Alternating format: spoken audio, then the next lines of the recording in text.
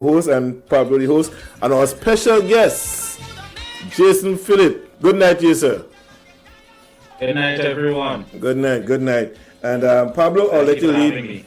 Thank you very much. I'll let Pablo go ahead and do the hosting, and just sit back, relax, and be entertained. Pablo, Sunset City, St. Mark's. Yes, thank you very much, Brother John. All right.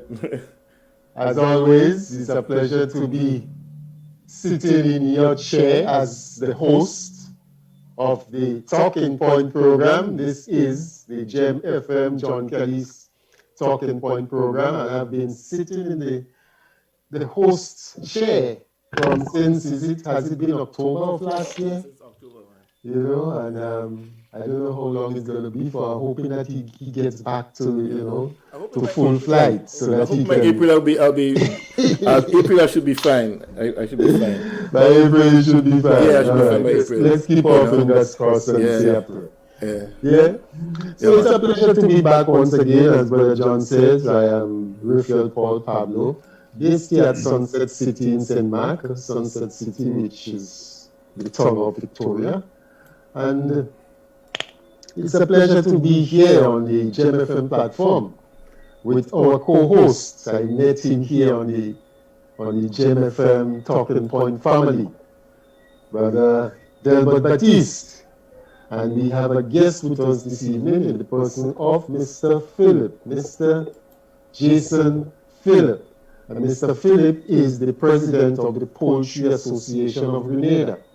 And this evening we intend to have a conversation with him to get some more insights into recent developments, and not just recent developments, but to get a better appreciation of the state of things with the poultry industry in our country. Because time and again we hear issues being raised about the amount of money that we spend in food importation overseas, and how the importation of poultry is a significant component of that. And recently we've seen that the cost of poultry feed and related items, the cost of flour and other things have gone up, and consequently the poultry farmers have been forced to raise their prices, because as Mr. PHILLIP will tell you, I've seen him making that statement in other forum, that they have been absorbing the increases that have come, the cost of production, the increases that have been coming, they have been absorbing it, but it's gotten to the point where they cannot do that anymore. So now they have chosen to raise the prices. Mr. PHILLIP, good evening and welcome to GEM FM and to the Talking Point program. Thank you very much, Mr. Paul, and let me say good evening to all of your viewers and listeners all over the world. To everyone, we know that the world, we are going through a very rough patch with the COVID-19 virus, and we want to say that our hearts and prayers are there with everyone in the diaspora. We know it is not easy, and we're thanking God for the blessings that we have here at home as we try our best to contain the circumstance. But our hearts and our thoughts and our prayers are with everyone out there, persons who have been negatively affected, persons who are still fighting the good fight. We continue to keep you in our prayers. Thank you very much, Mr. PHILLIP. Yes. Go ahead. Yes, as you would have mentioned, I am the current president of the Grenada Association of Poultry Producers. And the current state of affairs in the country, it's somewhat of a very difficult one for farmers in general. It's not necessarily just poultry farmers, but all farmers are faced with a very difficult situation. We are coping with increasing costs of doing business. We are coupled with limited financing options. We are coupled with Mother Nature. I mean, the very said nature that we depend on in terms of to have favorable conditions, to have great yields. we are coping with climate change issues that is really negatively affecting our farmers across the board. There's just so many little things that add up to make, the practice of farming as a whole at a very difficult stage at this point. And so with systems not necessarily being perfect or even being adequate at times, farmers are placed literally between a rock and a very hard place. So in an effort to have our farmers survive while still providing the necessary production and the necessary items that we produce to the general public in a reasonable price point, farmers, we have had to make some changes to the way how we do business within recent times. Are feeling the effect of the price increase implemented by Caribbean Agro on Monday, but a regional consultant. Yes. Over the course of the past 10 years, and poultry farming basically has been something that has been a very strong part of the Grenadian farming community since the 1970s. Grenada was one of the very first islands which adopted small-scale poultry farming, and we have actually had this going on to Grenada now since, I would say, effectively since around 1976, we would have had farmers actively farming poultry in small scale for Grenada. Currently, after all these years, we are seeing the efforts between the government of Grenada, between the actual poultry farmers and other stakeholders to see the industry develop, whereby Grenada could be, over the course of a number of years, fully 100% sustainable in poultry. Now, it is not by chance that the decision to make strong investment in the sector has been done. Grenada at this point imports somewhere in the range of $32 million per year, give or take, in poultry products. And it is actually the largest, import, agricultural import into our country, which is a significant amount of foreign reserves that go out. And so it is now impressed upon by the government that they would like to lessen on that volume that is going out and keep that money circulating within the economy. In recent times, we've had a number of significant investors who are both local, mainly locals, who have invested a number of millions of dollars into various facilities which are in different stages of development at this point in order to ensure that we have a better and more productive sector. In order to facilitate all of these things, we need to have favorable conditions that will make the whole process gel together well and make it work well. The current climate is not necessarily very favorable for that at all. And so, as one can appreciate, there are certain key things within the realm of farming that you just cannot avoid. And these areas are the ones where we require not just the farmers to participate, but we need to have the government intervention at times, and we need to have the private sector also working along with us to make things happen. So we've had several challenges over the course of the past years, and most recently due to COVID-19, we have seen things escalate, which has made it even more difficult for us, the farmers, and it culminated with price increases which would have happened over the course of this month in February. So we are still in a process of engaging the government, engaging the private sector, engaging all of the stakeholders to see how we can be creative in solving our problems so that we can get the cost of these products down. Because of course, all of this affects the consumer. At the end of the day, if the consumer doesn't have the resource to purchase at the price which is higher, then we'll have less consumption, and that could cause the industry to topple. So we are very sensitive and understanding that there is a limit to where everything can go, especially if we want to have the sector thrive for the long term. How long have you been involved in poultry production? I personally have been involved over the past 8 years. I started as a simple backyard farmer. It was a situation of my mom.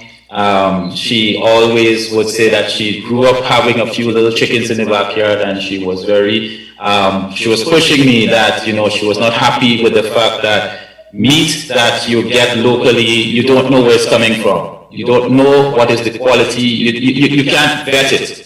And so after pressing me for a number of years, actually, I gave in and I decided, okay, we're going to build a little structure behind the house, which I went ahead and did, not looking to do anything commercial. But the reality for me came when I realized that the views that I held personally and that of my family, it was shared by so many Grenadians.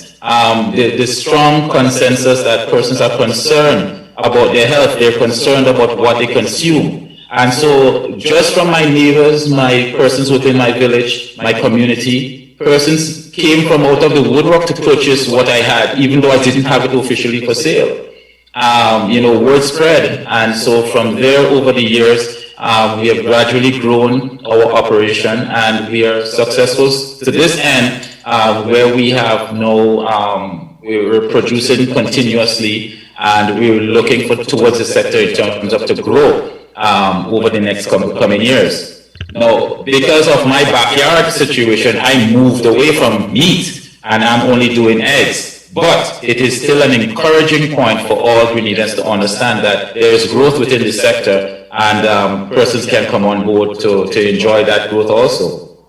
So you say that you started with that backyard operation. One thing I want to find out, how does, prior to COVID and these increasing prices and so, how does, when we're getting a feedback somewhere, how does how did the cost of local produce in terms of poultry produce compare with that of the imported one?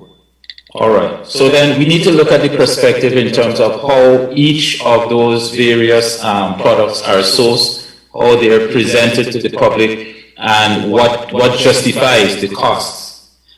First thing we can say that in cost of production, once you're doing anything in large volumes, volume is key to keeping price at a minimum.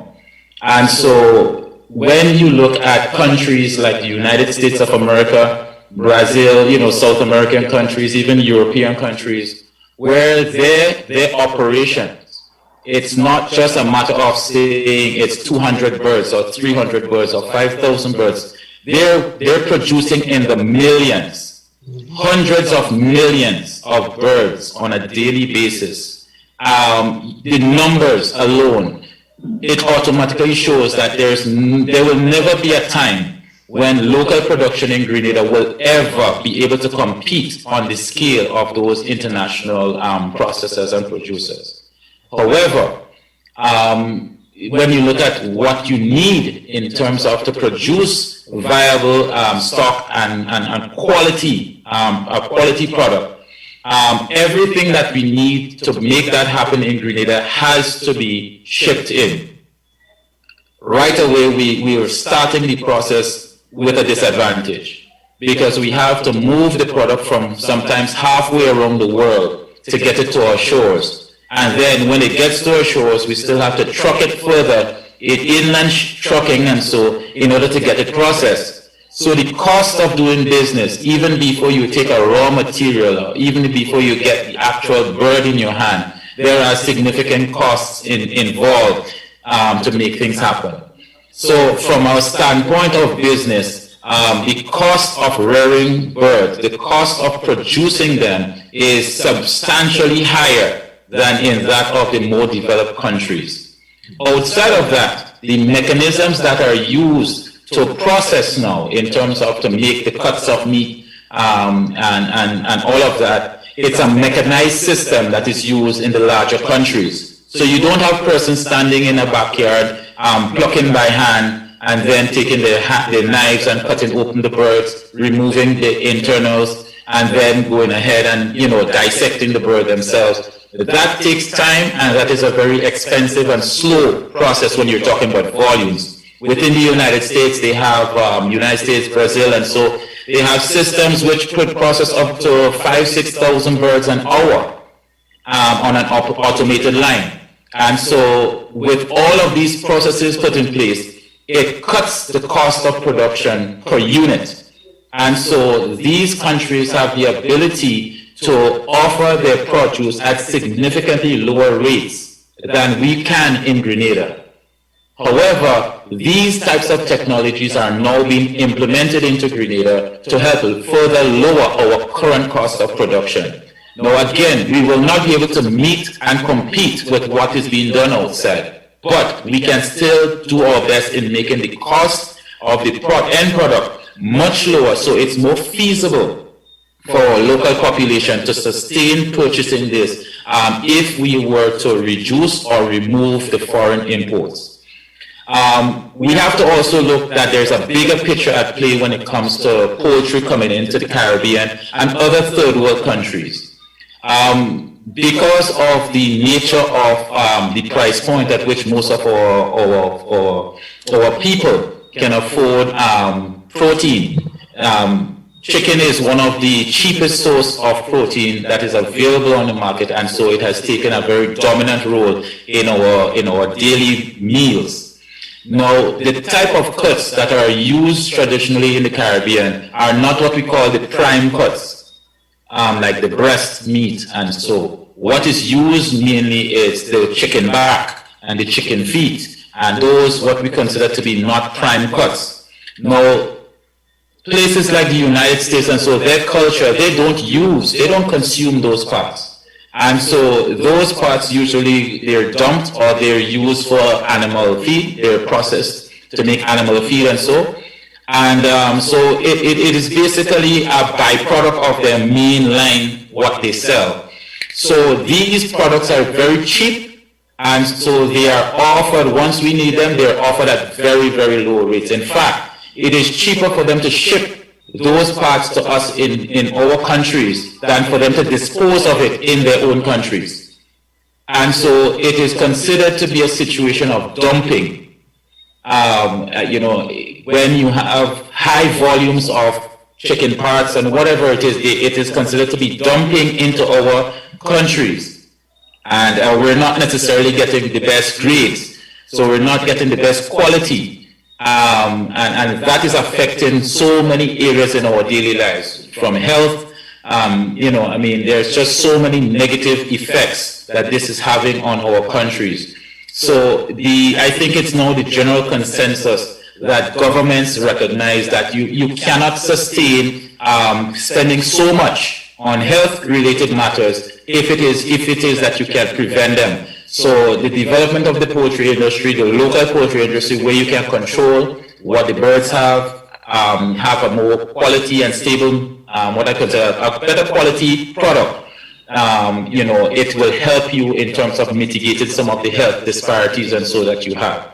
But it is quite a complex issue. But quite clearly, we're talking about imported meats can come in terms of ranges that go from as little as 15 cents per pound US being purchased, compare that to local meat that is produced, where currently we're saying that it's $6.75 EC per pound. Now, it is just chalk and cheese. It is chalk and cheese. So with the hard work that is now being put in by the government and the Poultry Association in collaboration with several stakeholders, we are working tirelessly to get the cost of production down. But in this current climate, with what we're having, with feed prices soaring, gasoline price, diesel price, and so just went up again, we're having the cost of the actual day-old chicks, those prices have increased. It is just a very difficult time to really see the industry blossom the way that you were hoping it to. How critical, therefore, is the poultry policy? I know there's been talk about a poultry policy. Can you tell us what stage that policy is at, and what are some of the positive expectations from such a policy? Is it going to guarantee you a certain percentage of the market, and what is it going to take for you to be able to satisfy that level of demand? Okay. Well, the poultry policy, as I said, it's a policy, it's a guideline, it's a document that outlines the frame and the design for how the industry is to be shaped and how it is to work and flow. The document primarily touches on all the key areas for government and all the operators to be guided as to how the industry is going to function, who is responsible for what, where do you go to get different certifications and all those things. It is a general plan that aids government to be able to have the whole industry develop and grow for the long-term sustainability. Some of the areas that it speaks to is the phased approach on how do we move from our current state of affairs where we're about 80% imported meat, so how do we get to 100% local sustainable production? How do we deal with certification in terms of quality? How do we deal in terms of the legalities, in terms of, who has the right to do what? Who, if there's disputes, where do we go to settle our disputes? The framework generally is to guide the entire industry so there is no one left hanging, and there's no gray points. So it is a document that still is actually in development because it touches heavily on production, and there are other areas such as regulatory framework and so that needs to be expanded in it. There's an implementation schedule that needs to be finalized, and I know that the Poultry Association, through the Ministry of Agriculture and several other entities, we are currently collaborating in having all of these things put together so that the government could have a very clear mandate in terms of implementation schedules and what is recommended to have this done successfully. So in the initial stage, I know you speak about getting to 100% supply and so. In the initial stage, is there going to be a particular jump-off point to say in the initial stage you're going to be seeking to have what? 30%, 40%, in terms of an allocation for the local producers.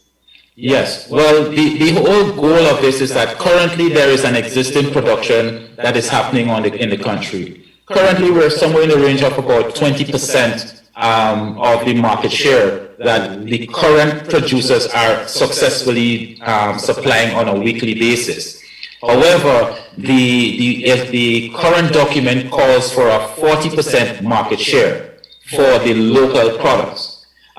In discussions, I know that we are looking very closely in terms of how do we segue not just the 40%, but we're planning how do we grow and sustainably mature the whole industry so that we do not start and say, okay, we're going to do 40%, and we then have shortcomings or misgivings and things do not work out. So we are following from the examples that we've had from some of our other colleagues in other neighboring islands who have had their fair share of issues in rolling out their policies and so. And so we are currently working to develop ours with a bit more precision, using them, of course, as examples and a good framework. So we are being very cautious. I must say that in our interactions with all the stakeholders, everyone seems to be very energetic and energized in moving forward. We are planning specifically in terms of how do we get from 20 to 40 to 60 to 80 to 100. I'm putting down realistic goals, realistic frameworks, because we have to understand that the entire industry currently does not exist in the model that will make it fully sustainable. So as equipments are being produced, procured, as plants are being set up, as the whole process is being developed, and our farmers, of course, have to be trained, they have to be reconditioned to fall into that new system. This takes time, it takes a lot of resources, And of course, that is where proper planning and implementation comes in. So we are working very diligently to ensure that for the long term, we can sustain this particular model. I know that Delbert is all pumped and ready to come in here, but I'll let him come in after this question. How strong is your association at this point in time? Well, I must say that, of course, the association has had its fair share of difficulties and challenges over the years. Like everything else. Very much so. You know, we are not perfect in any sense. We are not, we're not perfect in any sense. That doesn't exist in the human domain.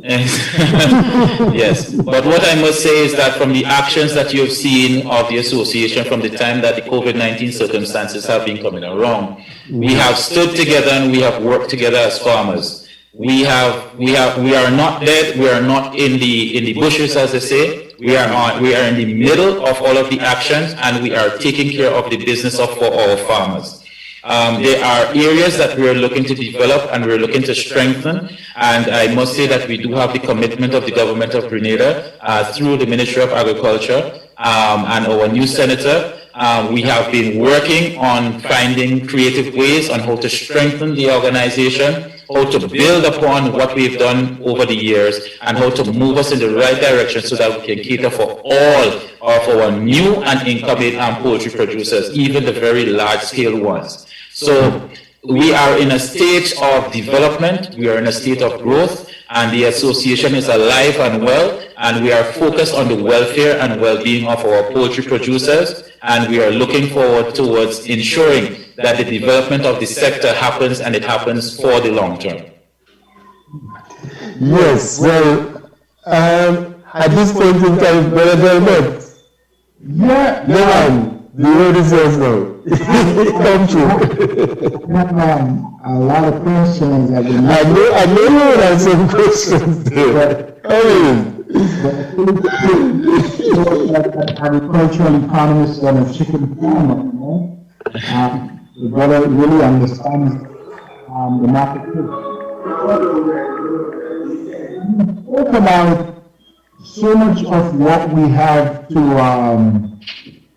use to rear these chicken, whether it's for meat consumption or the production of eggs, are coming from overseas. And we have no control over how those prices no control over those import prices.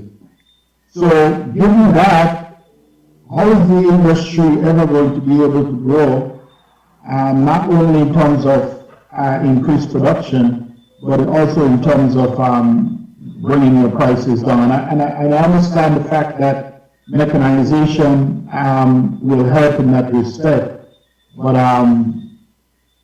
it is believed that your feed is your number one cost now. So how do you plan on handling that? Right. So that is a great reality, like we had spoken of before.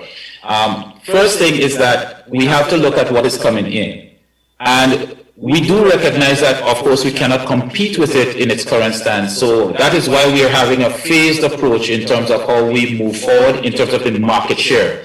Now, it is being looked at that potentially cost of duties will have to be applied in a systematic way, whereby we have to protect our local industry.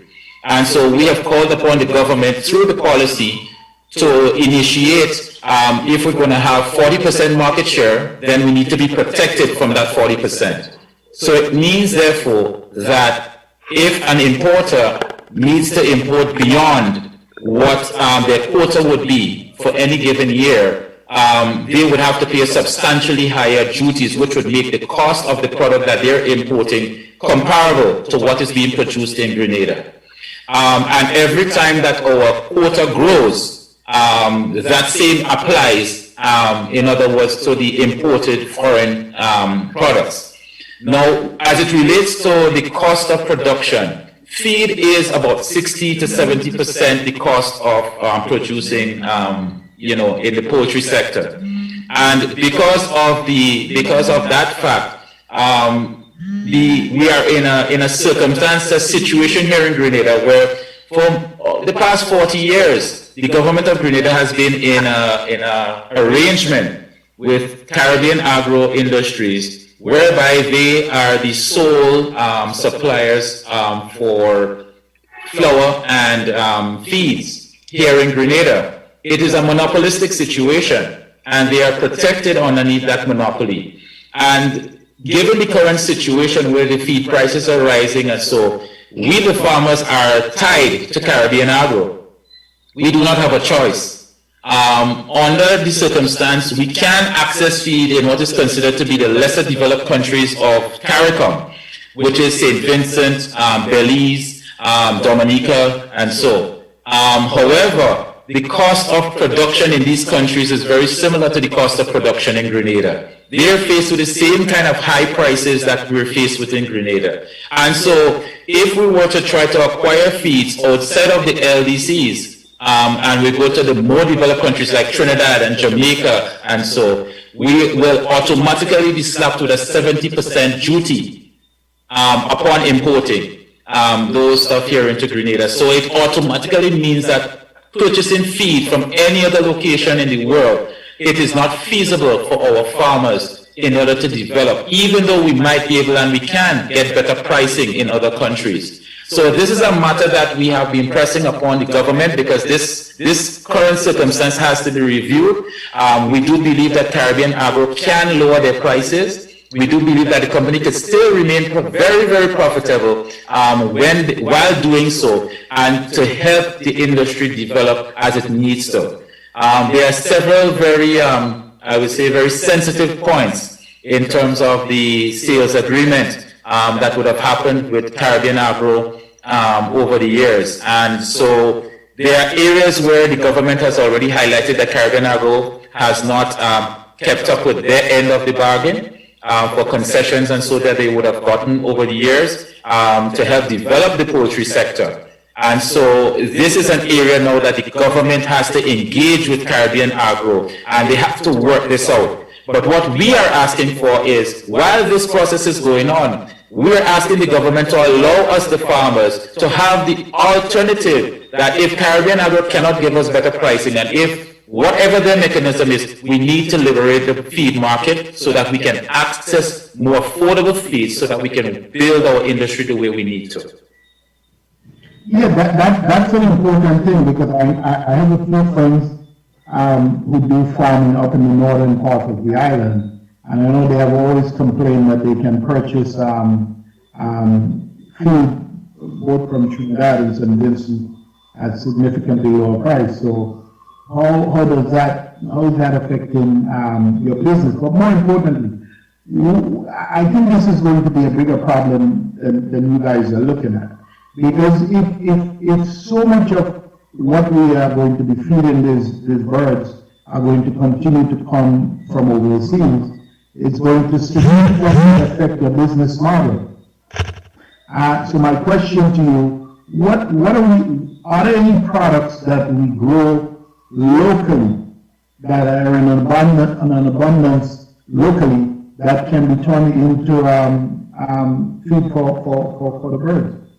What are we producing that we have in abundance that can be turned into feed, so that so much of what we feed them is not based on imports? Okay, well, to be very honest with you, we have, let's look at what our true reality is. And I often tell people that, life is very funny, because most of the time we do not look at things from perspectives, and we may think certain things are viable, but really and truly it's not. Our reality in Grenada is that we killed the agricultural sector a very long time ago. We literally shot it, we buried it, and we sing praise to it every year by giving it a minor stipend in our budget, year after year. This has been going on for more than 30 years. So let me not be very nice about it, all right? We've killed the agricultural sector in Grenada. And when we're in a crisis, we are now trying to revive this agricultural sector, but still using chicken scratch, I will call it that. We're not really, we have not seen that major boost of investment to say, well, okay, we're going to go that route. Now let's look at the reality that's on the ground in Grenada. Most of the estates states that had substantial lands that were viable and able to produce different types of crops in large volume that would have been sustainable to industries such like this, those lands are now broken up, they're sold off, and they're now in most of those areas, they're in they're now residential areas. It is so many small holdings that it makes it very difficult for any one entity to now be able to pool and make large production of any particular grain that we may need for this particular sector. Now, we're talking about large volumes. So let's look at corn. Corn is a staple in the production of feed. And so if we were to ask for farmers to start producing corn, we would need somewhere in the range of, I would say, just to satisfy our local production, we would need somewhere in the range of maybe 250 tons of corn, maybe every 2 to 3 months.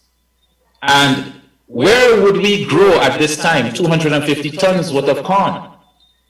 We will be growing corn in between backyards. I mean, it is basically coming back to the fact that when you're talking about scaling up of volumes, if you do not have the adequate lands, it means that you have to mechanize. And given our terrain, given a lot of difficulties that we have, at this point in time, we would love to champion where we can grow some of our grains and we can use them to our production. But sustainable in terms of the volume that we're talking about, at this point in time, it is not something that I think that the government of Grenada or even any particular entity who wants to do substantial volumes would be able to manage or contain immediately. This is something that would require for idle lands to be put back into work. It will require for an amalgamation of efforts similar to what is happening now with the sugarcane industry in Grenada, where we see Caneco, for example, they have gone into production by utilizing many idle plots of land, and they're compensating the owners of the lands to utilize those spaces. So it will take a great effort when it comes to production of grains that are necessary. We do have certain crops that we use on the ground, but the protein count and the other vitamins and minerals that may be needed for the particular animals that they're fed to, it may not necessarily be the most sustainable for a commercial industry. So that presents a real problem for you, because honestly, I don't see how we will ever get to a point where we'll be able to grow that, to produce that amount of corn to satisfy that industry. So you're saying that right now, based on everything that you know, corn is the only thing that we can do. What happened to... No. I'm not saying that corn is the only thing, but what I'm highlighting is corn is just one component of the combination of grains that are used. Soybean is another component of the feed mixture. Right? Wheat is also another component of the feed mixture. So we have to be realistic in terms of, if you're looking at some of the main ingredients that you will need in terms of to put together a quality feed product, then we cannot be looking in terms of to satisfy the entire industry if we're going to do so. Now, if we're looking at a niche product or a niche market, we can say we can grow a certain quantum that will satisfy maybe a particular niche market where you're dealing with a very high quality product, let's say for example an organic product that is fetching a premium price in a particular location. Now if we can focus on something like that, I would say yes, we can put together blended feeds that can particularly give birds, get birds for that type of niche market, but it will not be high volumes as what you would look for in terms of if you want to sell to everyone who walks into a supermarket. So we either have to focus on, if we're going to go that route, we would have to say that something like that would have to be a niche product, or if we want to do the volume that will satisfy the public, we would still have to consider the importation of grains and other necessary things to make the product work. But what I can say is that the reality is that yes, prices are going up, But we do believe that there is a substantial amount of profits that are being made, that those profits have been sustained for the past 40 plus years. And we do believe that with all the concessions that the government has given to date, that there still is sufficient wiggle room that we can get the cost of the feed product down substantially, that we can move the cost of our product from where it currently is, and I certainly believe we can cut it in half. I don't know. It's an industry that I've been having a conversation about for quite some while, because long term, I don't see how it sustains itself. Right. So, because you correctly identify the kind of levels of production that happens in the developed countries, and I think Grenada imports a fair amount of their product from Brazil and of late now from Belize. So how are we ever going to compete against that? So taking again from your remarks, it might mean that what you focus on is a special, a sort of niche product for a very specific slice of the consuming public. But in terms of giving the level of consumption of chicken in Grenada, which is very, very high, by the way, how is the local farmers ever going to meet that demand? I don't see. All right. Well, let me just say that one of the wonderful things about us in the Caribbean is that, they say that necessity is the mother of all inventions. And we've been struggling with the CARICOM model for a very long time. We've been struggling with unity and all of that for a very long time. And we need to recognize where our strengths lie. Because quite clearly, the only reason why we say USA is because they are the United States of America. No one state stands alone, right? South America is, though they are independent nations, but you have to realize that each of those nations have substantial land holdings, which is a huge asset. Central America is yet another location where it's huge land holdings that these countries share. Now, regardless of the fact of their economic circumstance, they cannot dismiss that due to their location, they have great climate for doing a lot. And it's just the focus of the governments that have the countries in the state and condition that they are, right? Africa is almost this very same thing. We, the people, are our own worst enemies. And so let me just tout one particular thing that I think could work very well for us in CARICOM. We do not need to bend over backward and be worried about grains coming from the United States or coming from any other part of the world. If we are truly CARICOM brethren, and if we truly care for each other, why don't we focus on Suriname and Guyana and Belize, these places that have so much land, and let us start creating our own grains. Now we can sustain ourselves from these land holdings in the CARICOM region. And we can produce our feeds, we can produce our flowers, we can do all of that, and we can even export to the United States and England and all those other places. We just need to find creative ways of solving our problems. And even though our land holding in Grenada may not be substantial, but we already have things in place where CARICOM is concerned, whereby we can import grains from Guyana, we can import grains from Suriname and these places, and the cost will be substantially lower than if we get it from other countries in the world. I love how you took up your poultry farmer hat and went into the political regional integrationist. But I agree with you on that, and that's what, for example, correctly, I mean, you're absolutely 100% correct, because in the United States, the production of chicken is sort of, almost sort of relegated to a few states, right?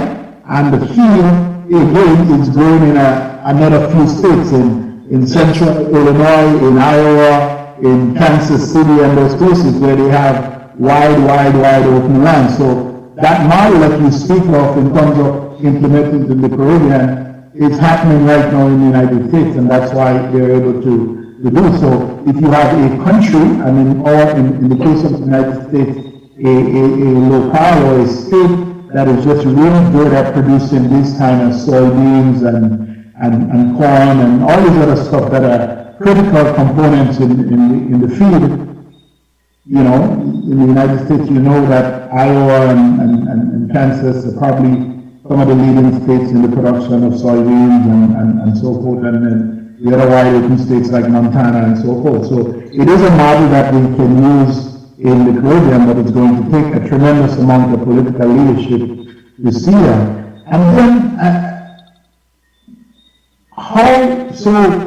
if nothing substantially changes, because it seems like, you know, it's so difficult to get change in the Caribbean. And I know you speak about, you know, what appears to be good collaboration right now between the association and the government. But if there hasn't been any sort of significant investment in and with the government providing seed money, whether they do it directly or whether they do it through loan guarantees through the local financial institution, how is a young man who may have completed secondary school and gone on to Calliste and advanced his studies in the natural sciences or agriculture or any of those kind of food production and see his future in that business? How does he not only just, I mean, the idea of how he gets started, but how does he turn that business into something that can sustain not only himself and his family, but can provide, you know, relative employment for other people in the village or that he lives in? How do you get from one point to the other? Well, you've asked me what I consider to be a question that puts me between a rock and a very hard place. I'm going to make a statement that I don't think everybody will necessarily like, but I like to put things into perspective. I like to hit it where it is factual. Now, one of our fundamental problems that we have is that we have been discussing the need in terms of to develop our human resource within the Caribbean for yet again a very long time. Wherever you go in the world, there is always a problem to get quality individuals. And when I say that, it's not a matter of saying that everyone is not a quality individual, but we're talking about the skills necessary to build industries, to build nations. Those things are sometimes very hard to get. Someone may go to school and you can teach someone the alphabet, but it doesn't mean you can show them or you can really get them to use the letters of the alphabet to formulate proper sentences, right? And so we lack at this point in time the discipline necessary, and I say this is an individual thing. We lack the discipline to be very good business individuals. Now, I say this because how many 20-year-olds do you know from any village in any Caribbean country, if you were to put $500,000 worth of resources in their hands, that they would be disciplined enough in the first instance to say, we're going after to make a successful business? We could say 1 in 10, 1 in 100, 1 in 1,000. We're not saying that there's anyone out there who will not be, but the statistic shows that the rate of failure, it is too high to be sustainable. So we need to build our human capital, and we need to work on something called discipline. As anyone who's in a business and they're very serious about it, they know it takes a lot of work, a lot of dedication, and a lot of focus, laser focus, according to a friend of mine. And if you cannot just exercise that, it doesn't matter how much financial resources are made available, you will ultimately fail. And so it's only so much government can do, it's only so much the financial institutions can do.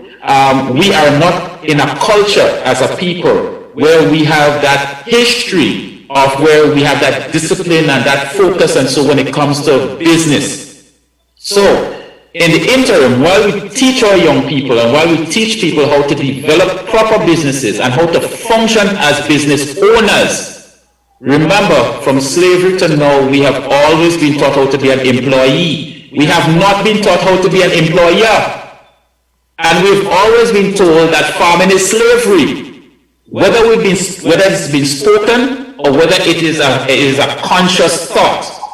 So when you take someone who in a society that treats you like if a farmer is a slave and he is not a proper business person, and you're not given the respect or the focus that, look, what you're doing generates resources, it generates funds, you actually are profitable, and you need services to make it grow. We can't get insurance for farmers. That doesn't exist. But if I want to buy a truck, I can get insurance for it. But the building that the truck has, the parking on the farm, I cannot get an insurance company to cover that. Because why? It's too high risk. Why is farming so much of a high risk in the Caribbean? It's because the insurance company sees farming not as a business. It is a side hustle. It is a thing that we do because we are slaves in our minds, and well, it doesn't matter. So for me, I do see the future. There are possibilities.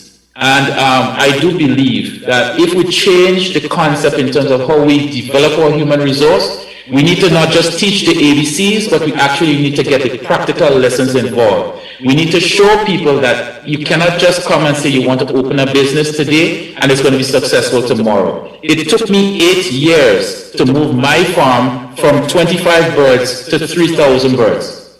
8 years. And this is a process of growth. Understanding, interacting with other people who have significant knowledge in the area, doing courses, and all those things that were necessary to get me to this point, including understanding human resource, understanding financial, bookkeeping, all those things. And the only way you can do that is through being dedicated and being disciplined. So we have to look at the fact that most persons get to that stage of maturity in life maybe around between 35 to 45.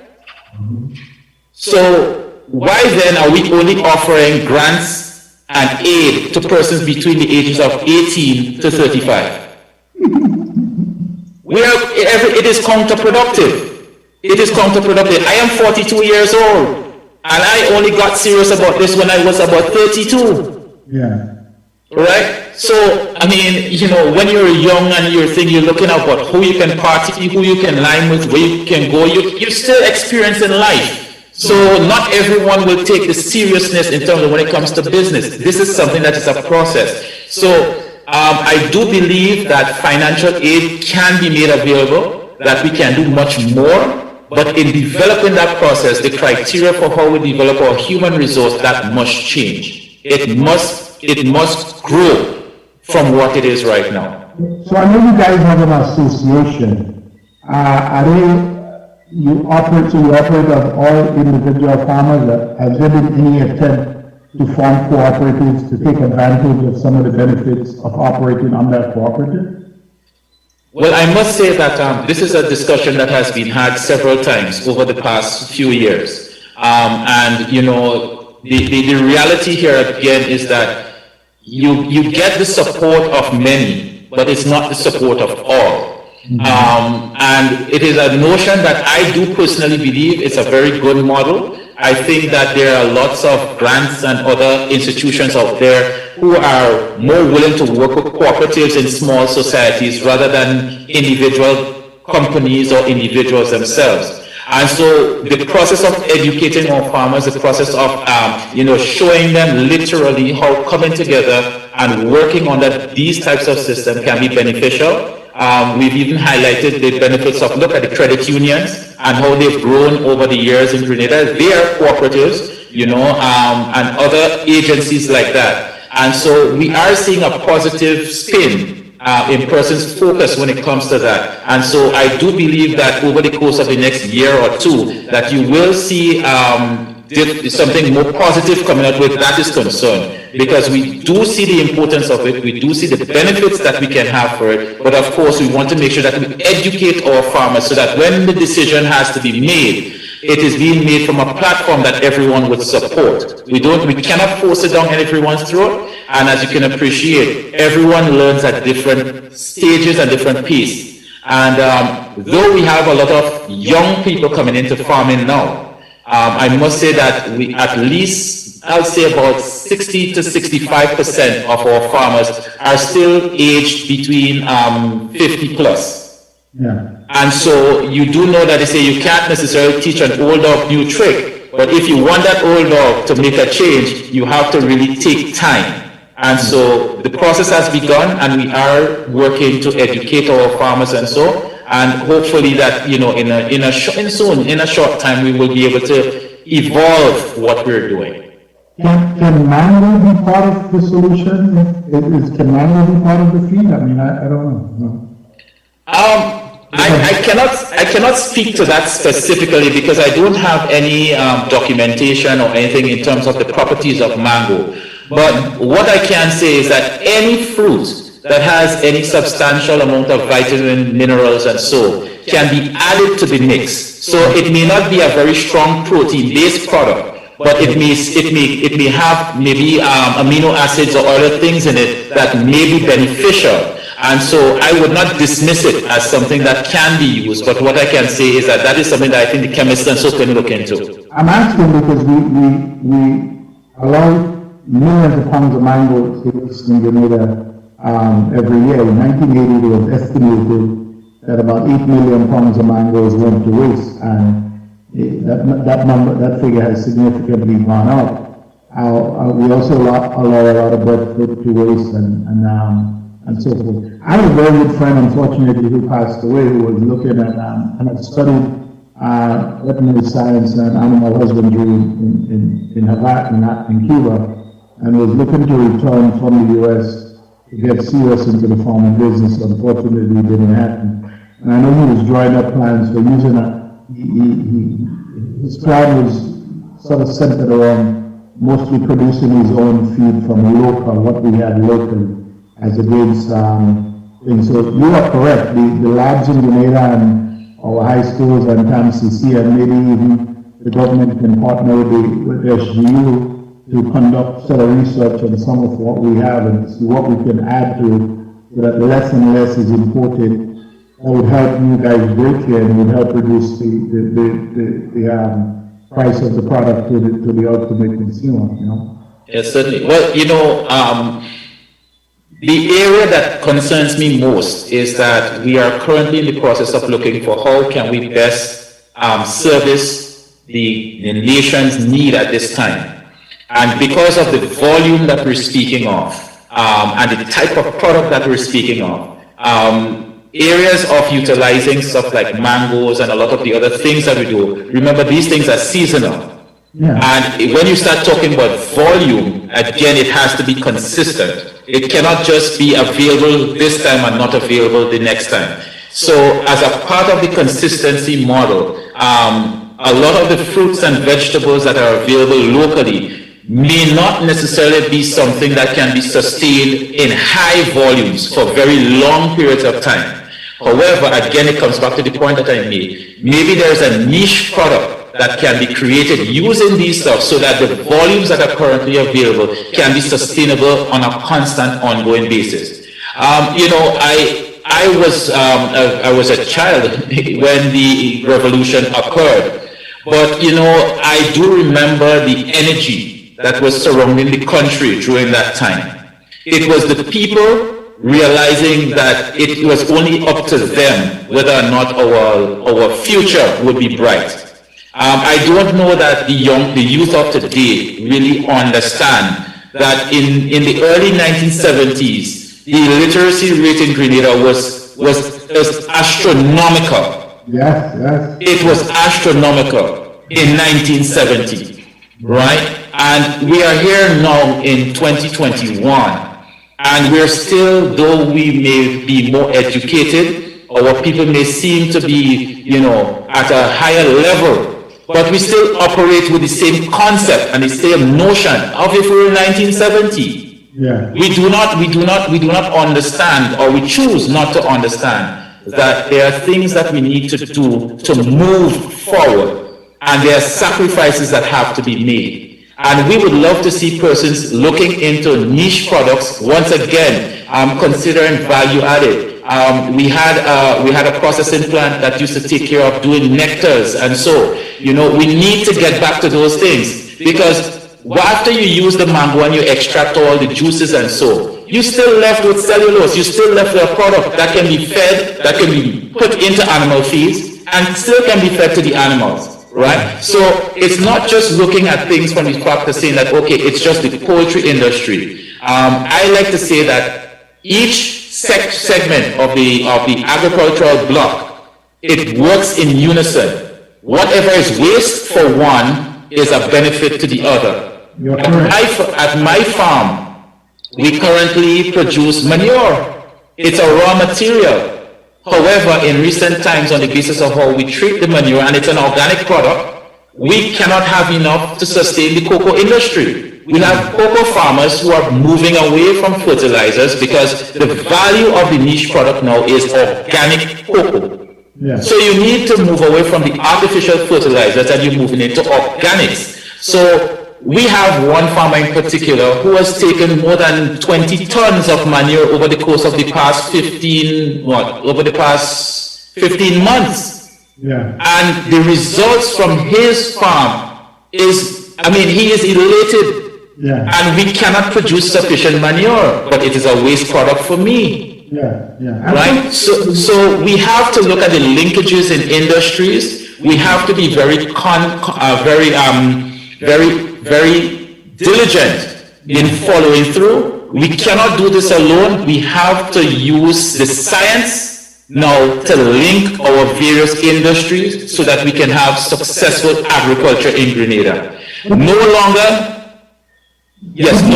can we just be shooting from the hip. We have to make this thing into a science-based industry, and we have to work like that. But we have always known that. You know, I grew up myself. You know, we're in raising goats and sheep and a lot of rabbits actually. At one time, myself and my brothers had close to 400, 500 rabbits, and we didn't know anybody else who had that amount.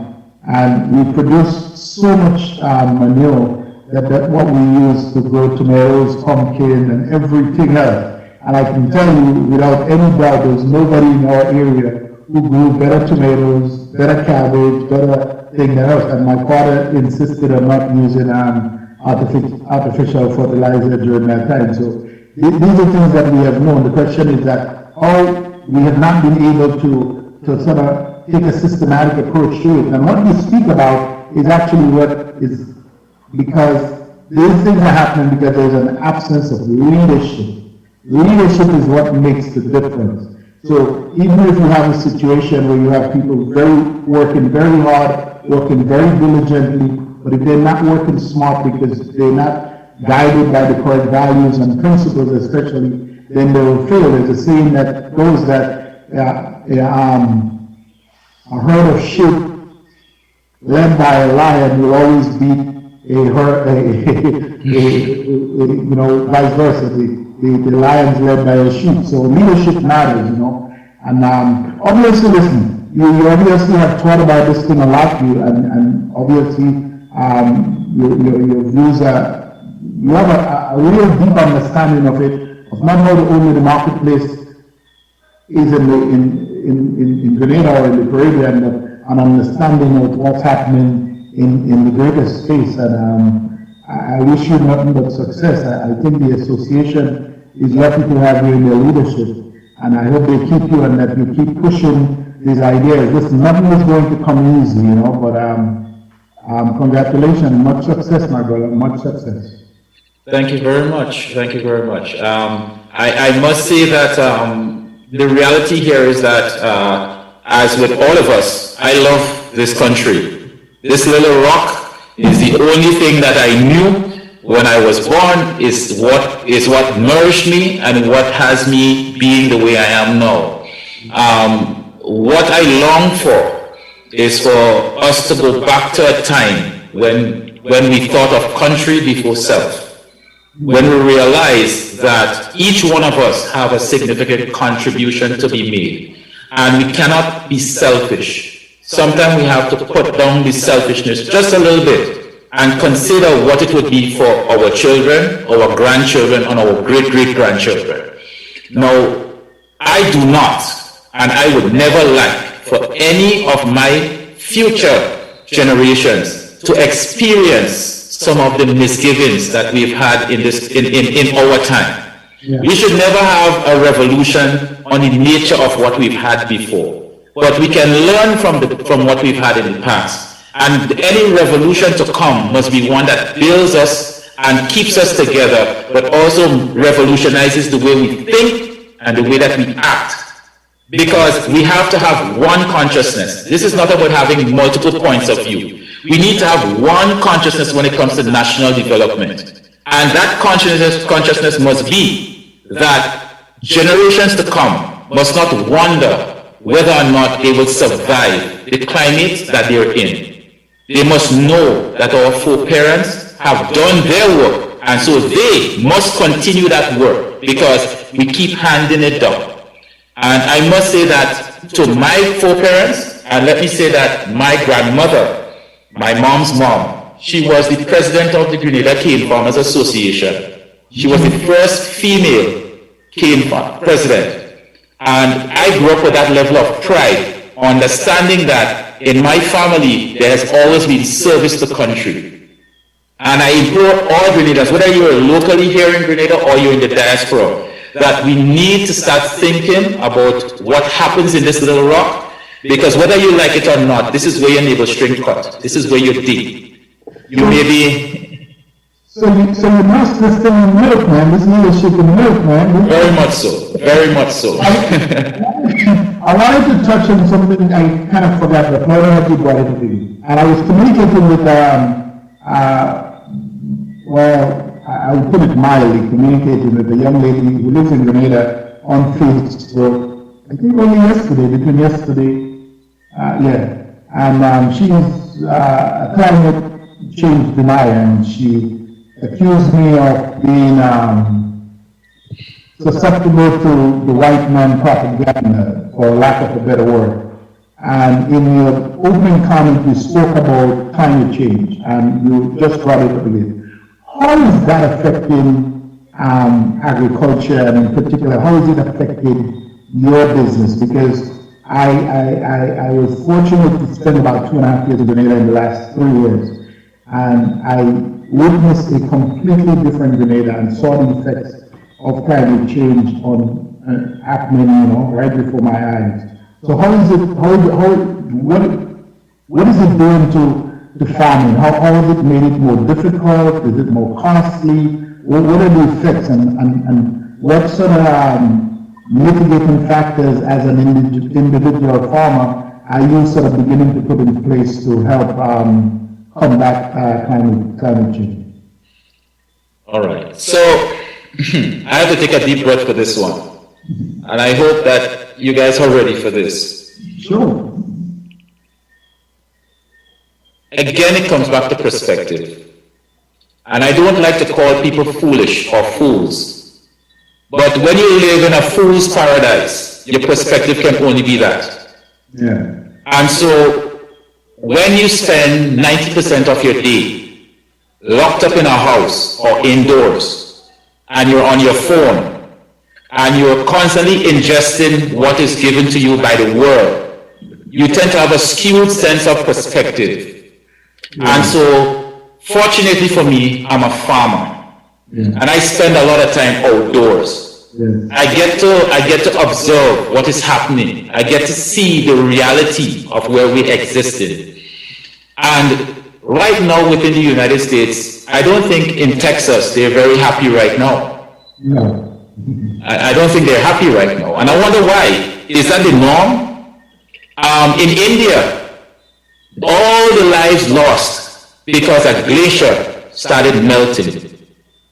I mean, are we that foolish to think that man's interaction with the world is not affecting it in any way? Some people do. So if we continue to live the way we're living and doing the things that we're doing, we're not saying that we don't want to have progress. We don't say, I am not against progress. I'm not against any of that. But let's look to our reality. And we have the science that backs it up. Now, you can accept it or not accept it, that's fine. But the reality, if you want to live in a fool's paradise, then you accept your reality. But let's look at what's happening on the ground. For me, when I started 8 years ago, I had no need for water tanks. No need whatsoever. I had one small tank, which was a 200-gallon tank, and that would satisfy about 1,000 birds for me. And all I had it was as a buffer supply. It was not my main supply, it was a buffer supply. Now I have 6,000 gallons that I must maintain on a daily basis because I know not when I will have water in the mains. Yeah. And the reality is that we've had drought conditions, severe drought conditions over the past 10 years, which is something that Grenada never experienced in years past. We may have strong dry seasons, but bet your bottom dollar the rainy season is just around the corner. Yeah. And so when you look in terms of water harvesting, water storage, you look in terms of energy production, I mean, the reality is that the cost of energy in Grenada has been increasing year on year. So what it cost me 5 years ago to operate my farm, it is significantly more today. Now, the effect of the increase in energy cost is not born here in Grenada. It's what it takes to generate the energy is what is costing us money. Yeah. And it is the resources that are shipped into Grenada, call it fuel. Now, people don't understand that the more fuel you suck out of the ground, the more fuel that you burn, you're putting that into the environment. Yeah. Now, again, you can live in a fool's paradise. Turn off the light in your room and will it stay bright? Yeah. So if you do not expect that when you turn the lights off at night that inside the room will still be bright, then why is it that you're expecting that if we're consuming more chemicals, we're consuming more energy, we're burning more fuel, then what does that mean? Where is the gases going? Is it sticking, I don't know, is it going back into the ground? It is in the environment. Yeah. So those volumes in the environment is negatively affecting countries like us. The large countries are only now starting to see the major effects, but the small territories like Grenada and all of the small islands in the Pacific, we have been suffering these realities from since the 1980s. Absolutely, absolutely. So you see, again, this is not about propaganda, it's not a race issue. This is a world issue. And so I know that when I was a kid in the 80s and I went on Grandad's Beach, it was about at least 1,000 feet of sand from where the buildings were to get to the water. Yeah. At this point in time, we have less than 500 feet of sand. Where is the sand going? Right?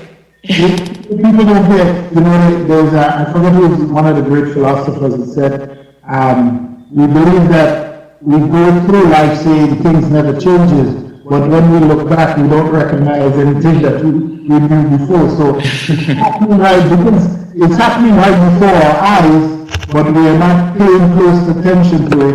And then people come up with these theories.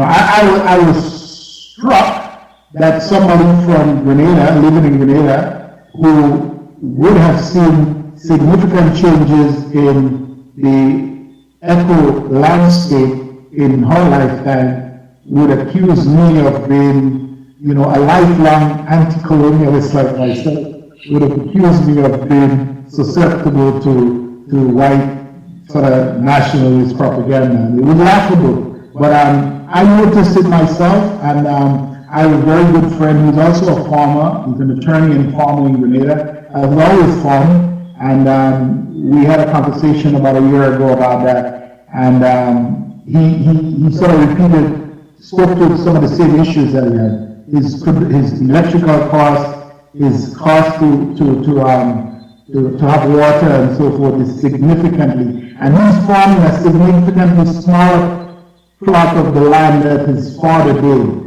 and it's still costing them so much more to do it. So the effect of climate change is real, and I hope that, you know, with the United States getting back into the Paris Accord, that it's going to put more money into that pool to help out small countries like Grenada, because we are going to have to do something to mitigate the damages that are being caused. Of course. One thing I want to say on this particular issue is that I do encourage everyone to do what you can to help change your behavior and practice when it comes to consumption of energy, use of water resources, you know, all these things that we can do as individuals. I do encourage everyone to make the little changes that you can. However, in small states like Grenada and the rest of the Caribbean, we and our actions cannot make a significant dent in what is happening to the world climate. Yeah. However, we are the ones who have to now react to all of the negative effects that we're now having. What it means for someone like me is that it doesn't matter how many solar panels I put on my roof. It doesn't matter how many water tanks I use. It means that with the constant behavior of the larger countries in the world, it means that my rainfall patterns have changed. Yes. It means that when I get rain, I get too much of it. And the land cannot sustain it. It means that I lose everything. Yes. It means that the intensity of hurricanes that come through my neck of the woods are more intense and it's more frequent. Yeah. That is my reality. I lived through Hurricane Ivan, I lived through Hurricane Emily, and I can tell you it is not a good experience. Yeah. We had to start from zero. Every farmer started from zero with no major inputs, no major help. And we cannot sustain that for the long term. So it means that if I have to design my poultry facility, it is going to cost me 10 times as it would now than it was years before. And that is my reality. I have to build in solid concrete. I have to build in, and it still doesn't guarantee me that I will have the resource if I was to get into a hurricane or so. We have to understand that the reality that we live in today is a very volatile one. Things are not what it used to be. People are not who they used to be. But the one thing we all share is the human spirit to survive. And we need to get out of just reactive. We have to be proactive. So whether you believe in climate change or not, my only call to you is this. Say a prayer for the generation that you are not bringing into the world. Say a prayer for the generation that they have to bring into the world. And if you don't care for what is going to happen in years to come, then you will be left in the dustbin of history for being one of the individuals that was responsible for instigating and also supporting the things that would be considered to be horrific in years to come. Yeah, I mean, you're absolutely right. There's a leading climatologist out of Caltech who says that we should no longer call it climate change or global warming. What we're experiencing is climate instability. And it speaks to exactly the issue that we're talking about. Everything is happening with greater intensity. It's happening more rapidly. It's happening at much shorter intervals.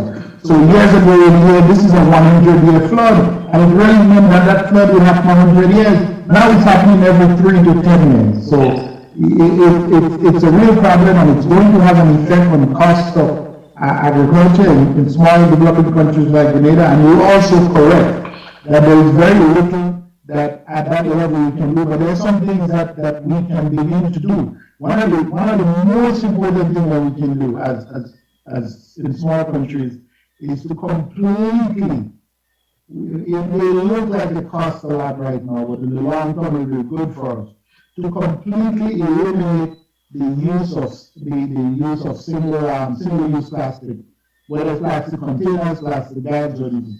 If we can do that, it would help us tremendously, just in terms of what we can do as a small country.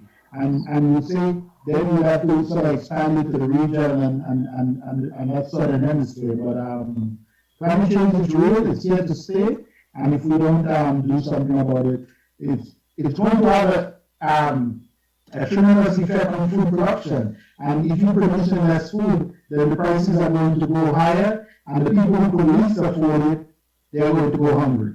Of course, of course. I just want to add that, let's say a hats off to our nation, because the government of Grenada has implemented the schedule for banning the importation of single-use plastic products. And I think in March of this year, they will be enforcing that. The ban, there will be no more importation of like forks and spoons and all those things. So that is already, I mean, there are phases of it that has already been, that has taken effect, and they're moving to the second phase now, I think, where they're implementing that more stringent measures. So Grenada is moving in that direction.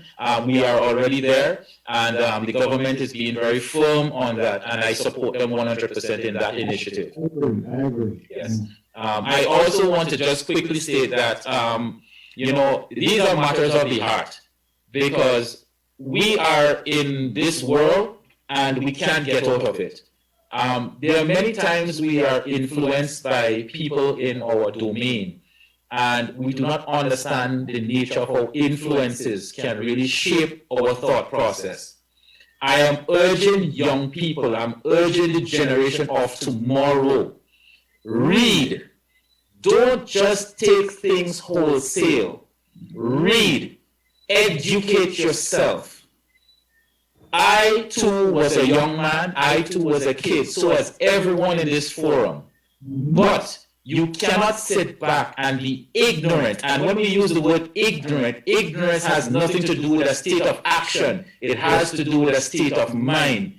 Educate yourself. Pick up a book, pick up a Kindle, research the material, and get the whole picture before you open your mouth and start speaking. I am tired of our youth acting ignorant and then coming out and they expecting answers to be there. We need to educate ourselves. We came from the 1970s where our uneducated rate was about 90%, and now we are 100% literate in Grenada. However, not because you can read and write mean that you're fully literate. You can act illiterate if you do not edify yourself with facts and read. So there's lots of studies out there. You don't have to just take in one, you can take in many. Create your own opinion based on information that you have before you. And because we have the internet and technology available, it means that you don't no longer have to jump a plane to go to London, to go into the major library or go to New York to find information. You can access it in real time on your device, whether it be your phone or what. So come off of the Snapchat for a bit. Come off of the Facebook for a bit. Come off of all this social media just for a bit and educate yourself. Because believe you me, there's a whole world out there waiting to be explored. Absolutely, absolutely. You're 100%. There are a lot of very valuable open source material from major universities and research centers and think tanks that's available to the public and available to public policy officials in small countries. I'm just not so sure how readily they access it and whether or not they try to put it into effect. But there's a lot more that we can use technology to sort of cut through some of the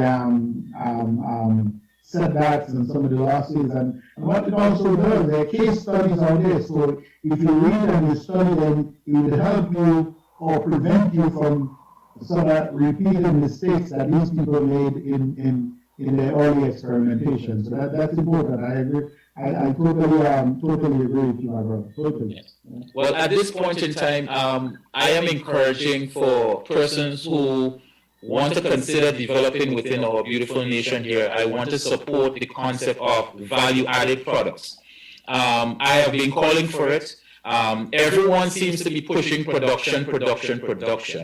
And I am at this point I am worried, because pushing production is a wonderful thing.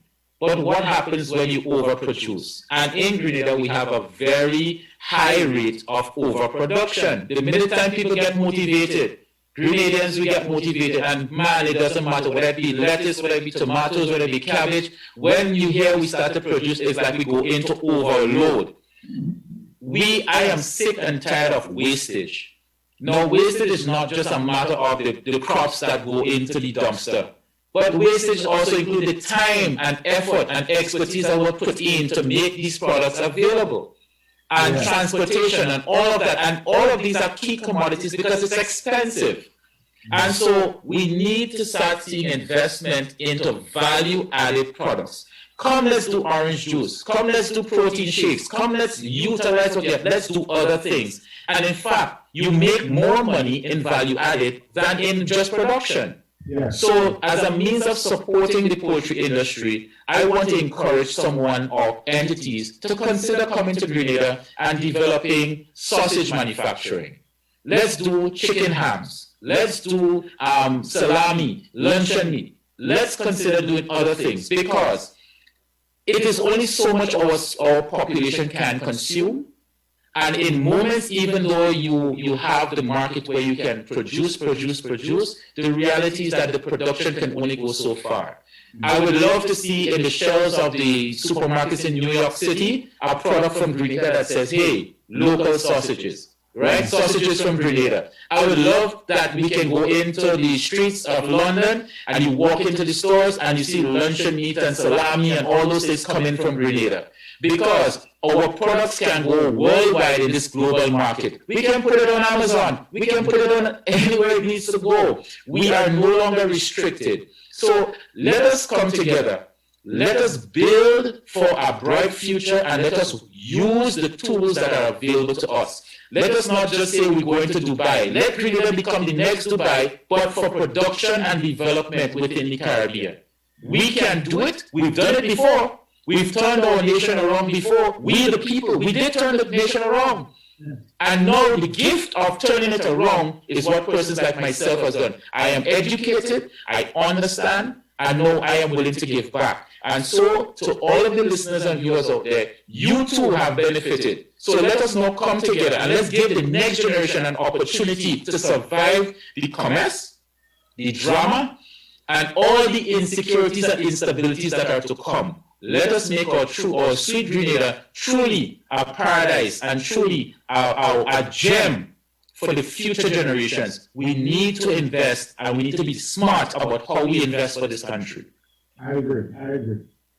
Pablo? Hello? Yes. Yeah, I'm here. I'm here. Very interesting conversation. I'm telling you, I mean, this gentleman, he's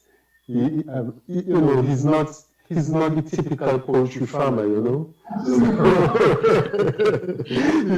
Yes, man. We've got a professor on our hand here this evening. You know, I was thinking that we need to set up a lecture series for the PHILLIP and community groups to host. Most definitely. People like him should be called to speak in and in the tertiary education, education center and stuff like that. Definitely so, because there's a couple of things that you mentioned here. The whole issue of the need for young people to read more extensively. When you mentioned that, something came to mind. I went to do a session at Neuro about 2-3 years ago, and I used to be going to do these sessions, and I used to bring different people to speak, to tell the story. I brought Brother George one time, Mr. Baptiste, to tell his story, and Brother George in telling his story, there was some elements of the story. He got very emotional, and you could see he had to hold back the tears. The road that he traveled, to ultimately become the principal of the school for so many years, and he was able to do construction work actually, and that kind of thing. Yes, and I asked this class of about 20. And I asked, how many of you here, apart from reading your WhatsApp and Facebook messages and so on, a little post on Facebook, how many of you here do read?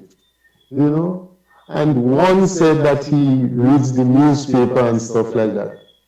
The rest, they don't read anything further than that. Yeah. You know, and I had to remind them that if you don't read, you cannot grow intellectually. You cannot. You know, because it is critical for you to be able to grow intellectually. You have to read, and you have to be willing to read. You know, the right. Yes. You know, not just be stuck. Yes, sir. You have to also take it from this perspective that there's a reason why the local populations in most of our small islands have been taken advantage of over the years, because it's the ignorance that is used against us. So we might think that we are smart, and there's nothing wrong in being street smart. But when you have someone come in and speak in a language, and I don't mean it to be the verbatim in terms of the actual language that they speak, but when we come and start speaking in a language, whether it be in a business or whatever it is, and you do not understand, then you end up in the context of where we are today. Yeah. So us, the poultry farmers, and I'll be very frank with you, I have read so many of the documents, and I fully understand, because when you look at the perspective that would have happened when certain things were signed and certain things were done, people may not have actually understood what the implications were with the words and the way how they were coined and how they were put together. And the reality is that, legal scholars now would look at those things and say, well, you sure a lawyer actually read this? You sure somebody with sense actually read this? You know? So the situation now for us is that if we continue that cycle of ignorance, what you're going to have is that we will forever have persons in the big country coming to our small country, and while we will continue to take the blows that we're taking. So we need to see the importance of understanding the things that are before us. And you can go to school to study many things, but we cannot teach you how to interpret. And so that is a skill that most of the time you have to go and be an intern in some place, and you have to take years of experience. You see the masters at play, and then you learn from them. So you cannot necessarily come out of school and think, well, okay, you're A+. Yeah. It doesn't work that way. So it takes time to develop, but we need our people to start developing and understanding that you need to take time to develop. And if we do not start handing down the experiences, it means that we have to relive those experiences over and over and over. Now, let me just clarify that I don't think a lot of people understand what wisdom truly is. Most people don't understand what wisdom truly is. And let me break it to a very simple thing. You can only gain wisdom after you have an experience that teaches you something. But usually the experience is a negative one. Yes. Usually it's a negative one. It either sets you back, or it restricts you to a point where you are now forced to evolve. You evolve your trend of thought, you evolve your actions, you evolve your environment. You are forced to evolve. And now you have wisdom. Now, when you impart that knowledge onto someone else, if they adhere to what you're saying and what you're doing, and the teaching comes across, then what happens now, they avoid themselves having the same bad experiences, but they now become also wise because they would not repeat that experience again. Our problem here is that we are not truly being wise because we no longer hand down experiences to our children and our grandchildren. We no longer have a family model. We don't even have a good business model where we can teach our fellow business mates the rights and the wrongs, the ups and the downs, the lefts and the rights on doing things. Yeah. We have fellow countries that have invested millions and hundreds of millions of dollars into developing certain things. They fail, and what do? We don't even consult with them. What we do, we go right ahead and do it our way, lose the hundreds of millions of dollars, and what we do, we throw our hands up in the air. It can't work. Yeah. We need to understand how to be wise, and we need to work. We need to go back to that time and place where our culture taught us we handing down information. We were actually wise much earlier than we are now. So I cannot tell you what was the thinking of my great-great-great-grandparents because so many things were lost. But I know in their time, they could have told you what was the slave name that our ancestors came over with. Yeah. So that is to show you how we have changed. We have de-evolved something that was evolved to really save us from ourselves. So we need to get back to the basics. And it doesn't matter how much education you have. It doesn't matter how much things you think that you are the best at. We really need to start sharing. We really need to start understanding. And we need to grow so that we can pass on things that can keep us developing and moving forward. And when we look at great leaders in the world, you realize that this is the simple principles that they follow today. They focus and they get the job done, but they pass things down. And the population, they embrace it. And so everybody learns together. Everybody grows together. Everybody moves in the same direction. That is always the number one or key component of leadership. If as a leader, in fact, you cannot call yourself a leader if you are not training other people to be leaders. It is the number one component because it is how you build legacy, how you allow generations that would follow you to work on your ideas and improve on it. And if you're not doing that, then you're not leading. So I agree with you 100%, man. I agree with you. Important lessons and like Pablo said, and I was thinking that there need to be a lecture series with you talking to these young wannabe entrepreneurs. Whether they're in high school, and we have to start earlier, maybe we have to start at the primary school level. So by the time that they get to high school and the tertiary education level, that is something, because habit is what makes us successful, habit. If we develop good habits and we keep repeating it and we keep multiplying it in the final analysis, it would greatly aid in how successful we become. So I agree with you. No, absolutely. You've touched a very significant point there, the loss of our oral traditions, and that is something that was very critical to our development in times gone by. But there's a couple of things that came out of the exchanges that took place between yourself and Delbert early on. One of the things is that we continue to kick the can down the road. We're not addressing certain things that should be addressed here now. We kick it further down and we leave it for the next generation to come. And you say this is something that you don't think, you don't want to be a part of. But mention was made about niche markets and being able to satisfy certain niche markets, whether it is in the poultry or otherwise in other elements of our agro processing and stuff like that. Fish, making sausages and so. I remember at one point in time, I believe is that there was a fish operation in Grenada. They had started doing that kind of thing, making fish sausage and stuff like that. Is there really a niche market out there? And what do you think it's going to take in order to be able to target these markets, in order to be able to get to that point of getting into that kind of production? Not just, okay, I would like to see sausages on the shelf in England, so. I would like to see that there. What are some of the practical steps that need to be taken in order to get to that juncture? Well, I say brace yourself for this.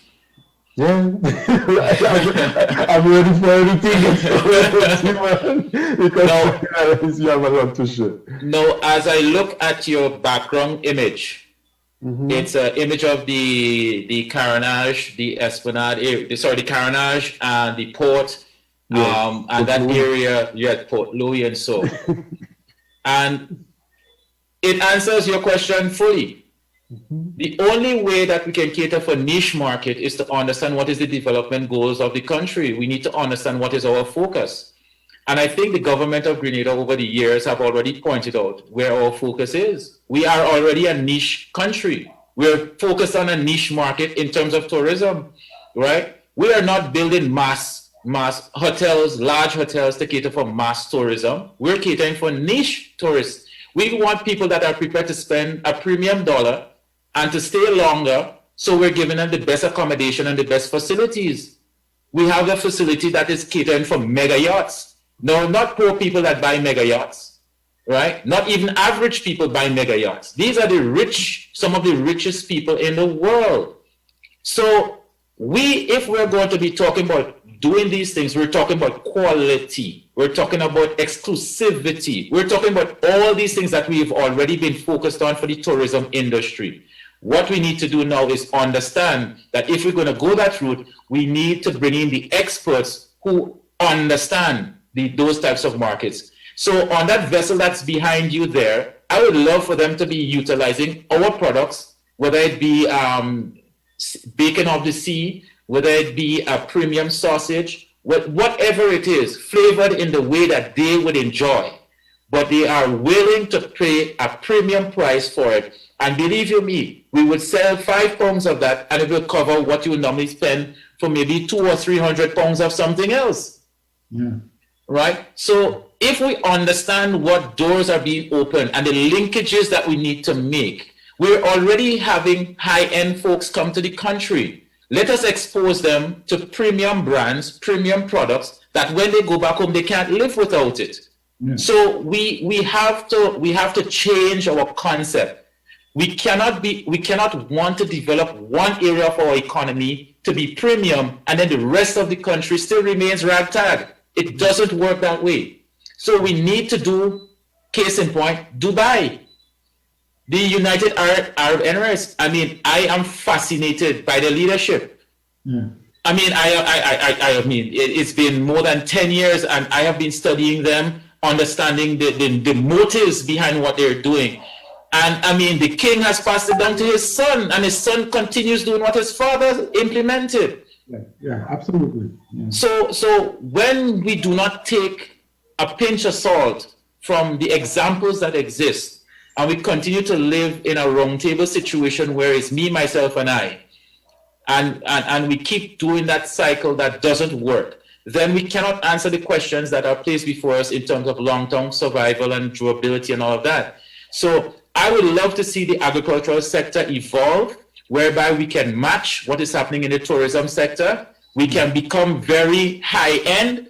We can have chefs flying in from France and so just to come and visit the farm because they want to experience what the farmer is doing so that they can speak about it when they go to the client on the table and says, yes, the farmer does this and this is the way that he handles it and this is what is done. They would do that because it matters. It matters to the client. And so we have to look beyond what we're doing because there are possibilities beyond our understanding. And when you start talking about the wealthy and you start talking about the 1%ers, their experiences and what they expect is a completely different thing from what we have. Yeah. But we have the capability of getting there. And so we need, of course, as I said, we need to have the experts who understand these things. We need to be consulted. We need to develop models and project plans and everything. And we need to have a focus as to what are we going to be getting ourselves in for the next 50 to 100 years, right? Dubai already knows where they want to be in 100 years. They already know where they want to be in 20, 30, 40 years. And so they know that their resources are limited. It is running down. And so they did not wait. They used the resources at the time to develop for the next 100 years. Yeah. Absolutely. So I would say that here in Grenada, we have the opportunity and I think it's possible for us to evolve what we're doing. I think we can develop what we're doing, but I think that there's a lot of room for growth for the long term. And if we're going to look at niche markets, it means now that we cannot just depend on the current carnal knowledge that we have. We really have to call for help, and we need to go to the places where those help exist, not in our backyard, because there's no one around us who does that or who is able like that. So let's go to Dubai. Let's go to France. Let's go to Italy. Let's go to New York City, into the heart of Manhattan. Let's go downtown and let's go into the most premium restaurants and let's ask them, what do you need and why do you need it? That is what we need to do. And we need to get the people who knows how to network, the people who knows the needs that these people have. And let's get these people coming here. Let them leave their yachts, let them leave their vessels, let them leave their families here, and let them spend more time in Grenada. Let them experience that Grenada is a truly premium and pristine place. And we can do it. We can do it. You know, I'm listening to you speaking about that, and what's coming back to mind is that for quite a few years now, we have been advised that although we're very tourism focused, our selling point, which has been sun, sea, and sand, is not going to do it for us going forward. And we need to look much more at creating an experience for the visitor rather than expecting that sun, sea, and sand is going to do it. And we haven't moved, efficiently. We haven't moved in an expeditious manner in that direction up to this point. There's another thing that you mentioned. You mentioned about local fertilizer and the results that our cocoa producers, our farmers have experienced from that. There has been that perception that we have been conditioned over the years to believe that the artificial manure is much more worthwhile, or you get much more out of it. Or without the artificial manure, your plant, your production is not, you're not going to get the adequate kind of yield and so from it. Although I remember those days when on the estates, because they used to rear animals, and there's a particular period in time when they would lay the field out with all of the pen manure and so that they gathered. But that seemed to have stopped over the years, and we've settled for bags upon bags of artificial fertilizer being imported. What is your advice in that regard, and how do they compare, in terms of the yield that you get from the artificial as against the local manure, based on what you said earlier on? Well, first of all, we have to stop being lazy. We have to stop being lazy. We always look for quick fixes to everything. And in life, there's never a quick fix to anything. And, it's only when you go through life and you reflect, you realize that things that you thought was a quick fix really and truly turn around and bite you in the behind in some form or fashion. And you have to go back and make a remedy to that effect that you're now feeling. Men, we don't eat on time. We behave like if we were invincible. And then when we end up on the hospital bed, we're crying for we mother.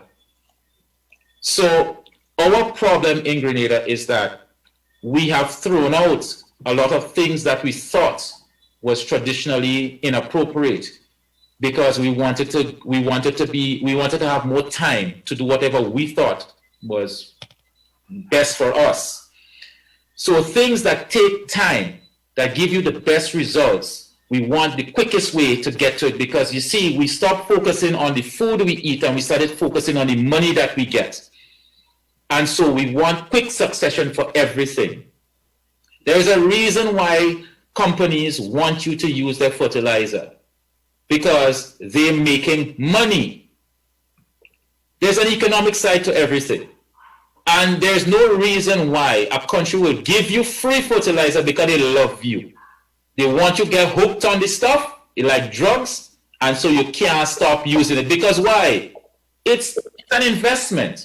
It's money to be made. In fact, most of the times we receive stuff here that there's even banned in their own country. It is cheaper to dump it here than to pay to have it processed and properly disposed of in their own country. So why they love us so much, we get it for free. But let us look at what fertilizers, artificial fertilizers do to your soil. Let us look at what the end product is to the microclimate within the soil. Let us look to all of the little bugs, the little earthworms. What does it cause? Now, because fertilizers are not necessarily naturally balanced, it is geared towards giving you an outcome for a particular crop. So based on the elements in the particular fertilizer, you will be putting in high amounts of a particular nutrient, and you will be not balancing what is happening. So in so doing, at some point in time, the soil becomes strained. And what you have to do, you have to change the fertilizer type. You have to change the crop that you're doing. You have to do all sorts of stuff, because why? You have to accommodate the fertilizer. The fertilizer not accommodating you. Yeah. And you have to pay even more money when the soil is completely degraded, because now you have land that cannot be used for agricultural produce or used in the way that it's supposed to be. The reality here is that the natural manure is naturally balanced. Whatever the animal eats, it puts it out. Its body will ingest what it needs and the rest comes out. And it goes through a natural process of decomposition. And the process of decomposition includes those little bugs, those little microbes that are in the soil. So it enables them to do what they have to do, and it regenerates the soil. Fertilizers, artificial fertilizers don't do that. Yeah.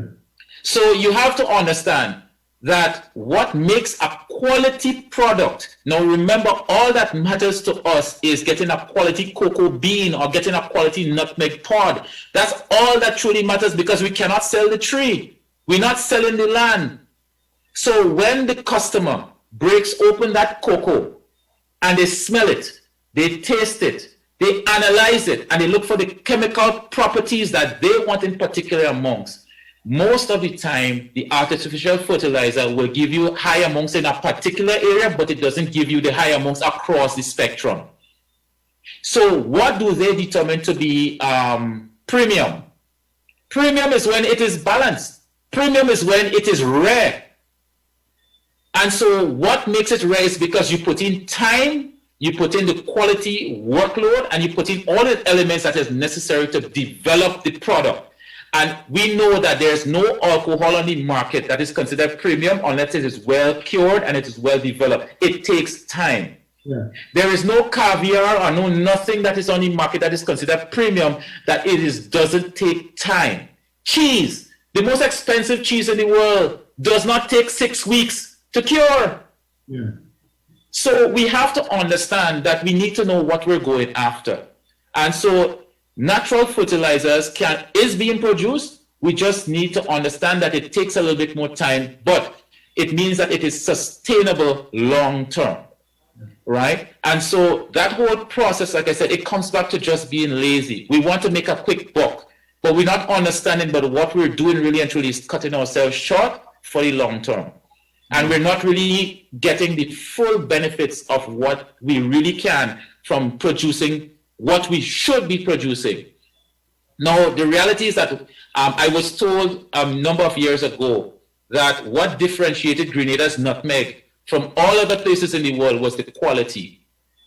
What differentiated Grenada's cocoa from all other places in the world was the quality. And in fact, up to today, Grenada's cocoa is blended with others to improve the taste and the texture. Yeah, that happens. To be used in quality products. Yeah. Now, the reason why that is the case is because farmers traditionally in Grenada has not been lacing their farms with fertilizers. Yeah. And they take time to make sure that the trees are well taken care of and all the things that are necessary. They have their goat, they have their rabbits, and the manure, everything goes in.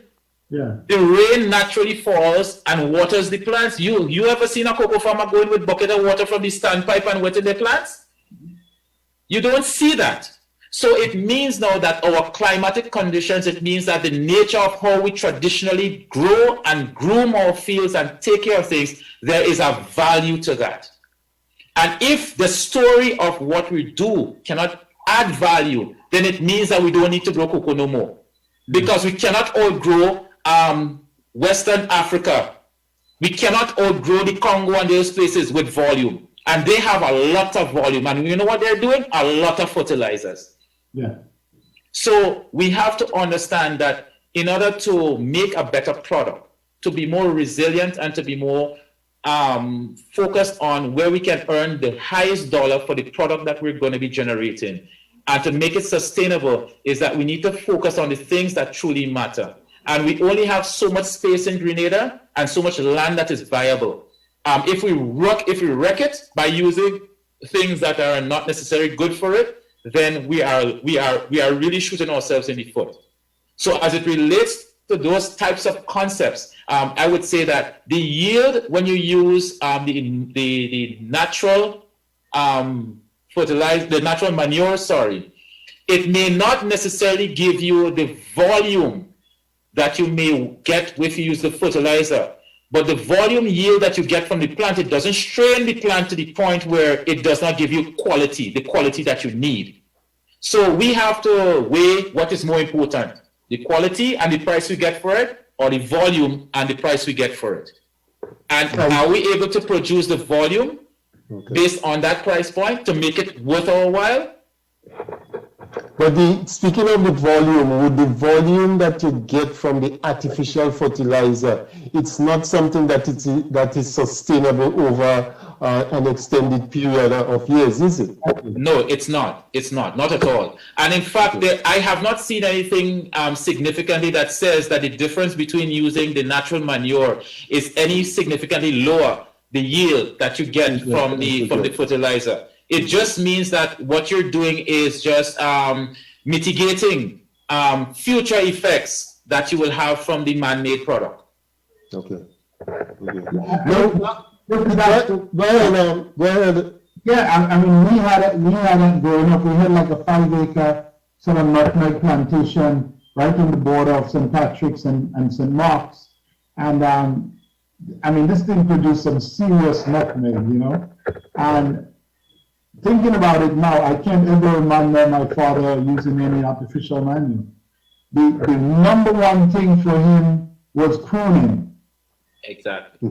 The number one thing for him was pruning, and he believed, and he proved to be right year after year, that would always increase your yield. He used to always say, you know, you have to give the trees light to produce. So I don't ever remember using artificial manure. I'm trying to think, but certainly not in nutmeg. I don't remember using artificial manure in nutmeg.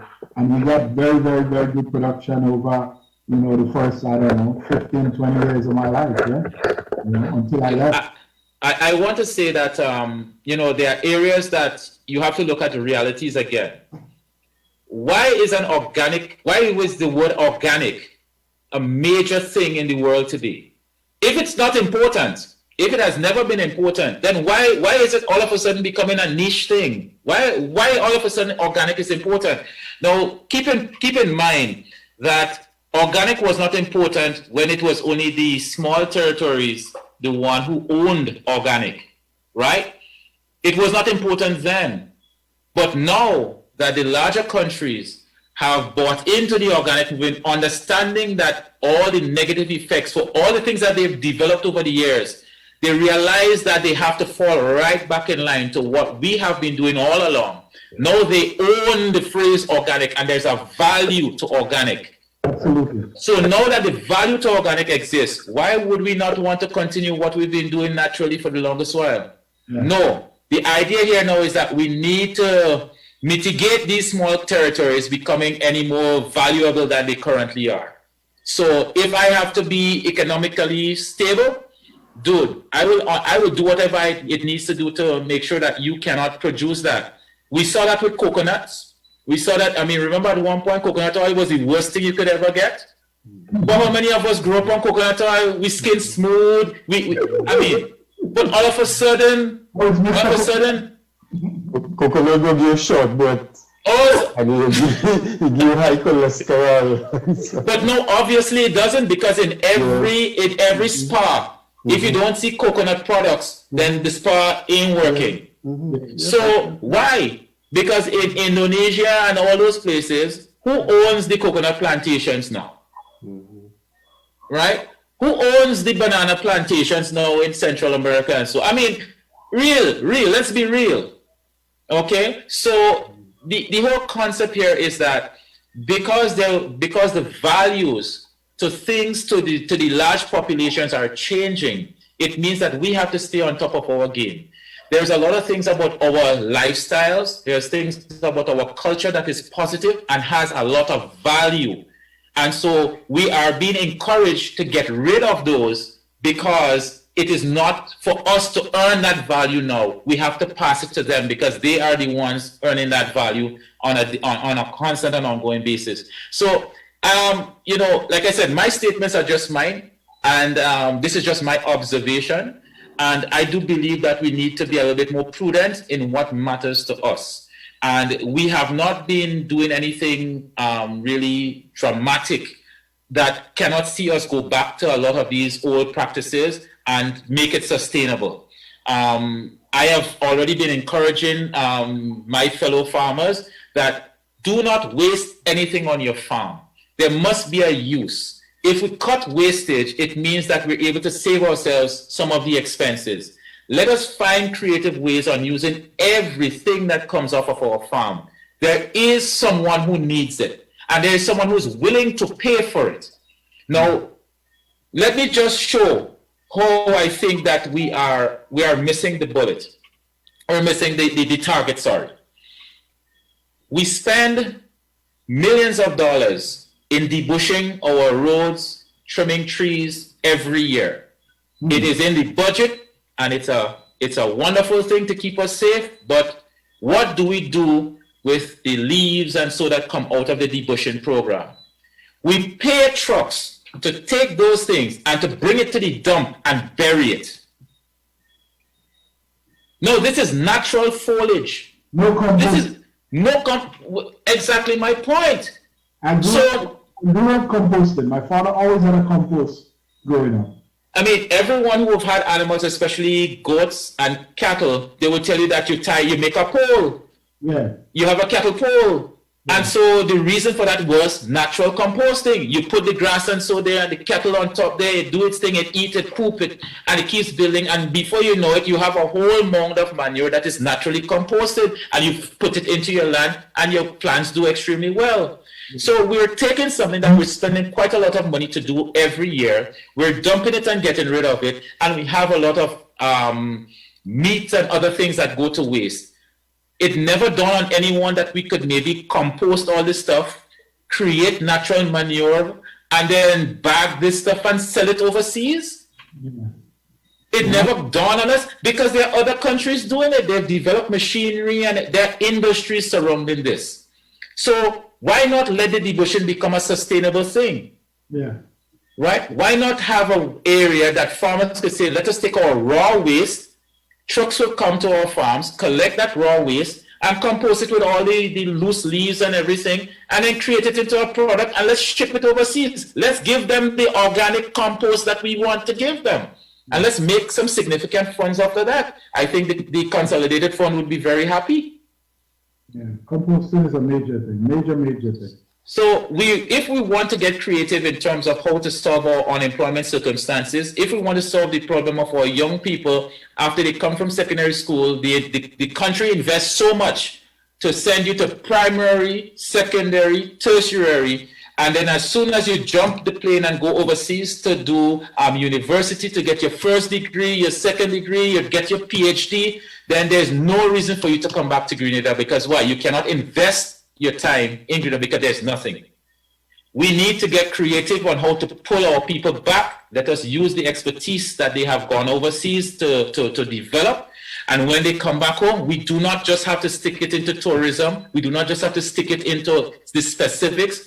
Let us get creative and let us make this economy work by transitioning into alternatives, into different things. Let people become creative and let us use the resources we have to actually make a brighter and better Grenada for us. Speaking about things that we have been losing, things that we have lost, are we losing some of our traditional seeds and plants? and that are being replaced by some of those seeds and plants coming from overseas, which one warrants that you have to use the artificial fertilizer in order for them to grow and to produce. Two, doesn't allow for you to replant. It doesn't produce the quality or the seeds that can be used, that can be nurtured and so that can germinate properly and give you strong plants and so going forward. Is that a situation that we're facing?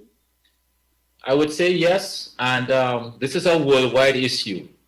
Again, it comes back to money. Sad to say, we have de-evolved as a species from where the true nature of what our motivation for survival has been, from creation to now where our motivation is money, wealth generation. So we have changed the landscape of what sustained us and what was natural, and we are now inventing things to make more money, make us wealthier, but it's not necessarily going to sustain us. The current situation, from my understanding, from my readings and understanding of this process, is that there is a value to seeds. And because of the ability to pattern stuff and to have control over things that are patented, when a scientist invests 10 years in finding a way to get a particular plant to be disease resistant, to be better than its original, to be more stable, and to guarantee certain yields, and so which affects the bottom line, then that particular product becomes patented. And it means that anyone in the world who wants to use it to be successful, it means that once you get on board that train, there's no going back. So we have to understand that all of this comes back to value, it comes back to money. And so in this world, we are seeing that we have already begun importing many of those genetically modified plants, and they are now it's becoming amazing in terms of, plants that you thought was traditional, and you see it in someone's yard, and they say, no, I bought that by this store, and it is a genetically modified plant. So because we have not saved our seeds, I don't think Grenada has a seed bank. I think in the United States, they have a seed bank. I think in certain other countries across the world, they do save the original seeds from the parent plant. And the genetically modified ones are the ones which are being circulated. So if we did not foresee this, or if we have not started saving any of our traditional plants and keeping them growing, I think at this point in time, most of it is already extinct in its incarnation, or we would have to look to other countries who have been storing their seeds and so to get parent stock. So at this point in time in Grenada, I am not aware of any seed bank that exists, and I am not aware of any traditional stock that currently exists. There's a raging debate about that happening worldwide now, as you said. Yes. With the big pharmaceuticals who have gotten into seed production, which means that every year you have to keep buying seeds from them. Yes. Which is not the traditional way. Exactly. And, what they have done is sort of genetically engineered these seeds that you cannot produce your own seeds from it. Exactly. Exactly. So all that tradition has been lost. So there is some debate going on as to whether or not that's ethical, but big pharma they wield a lot of power in that space. Monsanto and forget the name of the German company now that's also big in that. So we'll see how that and that model has actually been has proved to sort of produce much lower yields in India, combined with the overexposure into artificial fertilizer and the genetically engineered seeds, resulted in a significant drop in the production of wheat and some other stuff in India. So there's going to be a new look at it, and like you say, the whole question of organic is becoming increasingly more valuable. And as people begin to try to eat healthier and healthier, because so much of what is put into our processed food, we are not aware of it. And so the quest to eat healthier, the quest for organic is going to put more for not just the demand, but prices. It's going to put a premium on these products. And when you talk about niche product, if we can produce specific crops and I would say add value to it towards processing with specific niche product, then you are correct. Selling 1 pound of a particular highly developed product might equal selling 100 pounds of nutmeg in time to come. So these are things that our leaders and people in the public policy space have to be looking at. The information is out there. The question is whether or not they're reading it, analyzing it, having the people who understand it, and then developing some public policy from that. But these are the things that we're going to have to begin to think about, because again, we're a small country. We're not growing any more land. So we have to, just like how we think in terms of adding value to our product, we have to think in terms of now adding value to the land that we have. And if you say the tourism product can't sustain itself, it can't just build on itself. It has to be part of a larger development plan. So whether agriculture, culture, and all these other things, because there's a whole group of very more sort of adventurous tourists going out into the world who are looking for that kind of cultural experiences in the respective destinations that they travel to. If they want to relax in a 5-star hotel room, they're probably not coming to Grenada. So when they come to Grenada, they are looking for something different, and we have to develop that product that actually delivers something different for them. And so the tourism product must include part of our culture, it must include part of our history, it must include agriculture, must be totally intertwined with what we do for tourism. And if we do that, then we'll begin to see greater returns on the investments we made. Of course. You mentioned about India, but there's one element that you didn't add, is that many of the Indian farmers have had to declare bankruptcy, and that has resulted in many of them taking their lives. There's been a spate of suicides taking place. Yes. In fact, I had a guest on the Comfort Zone program earlier in the afternoon, and he is from Africa. He's from the Congo, but he's based in India. And he spoke to that, and he says that is something that is very sensitive over there. You have to be careful how you're saying, what you're saying, where you're saying, because you can be targeted just for speaking to that issue. Because the people who are involved, right, they are so powerful, like you mentioned, as to how the influence of Big Pharma. The people who are involved are so powerful that they dictate what government does and what the local administrators do, and the approaches that are taken, and it's affecting people significantly. Yeah. There's one thing I know we're coming to the end of the program anyway, but the issue of cooperative was raised early on, and I wanted to touch on that with you because a couple of weeks ago, the Senator for Agriculture, he was speaking in the public domain. I believe it was in the Senate he made that comment. And he was suggesting that the legislation be amended so as to enable smaller groups of people to form cooperatives than presently pertain.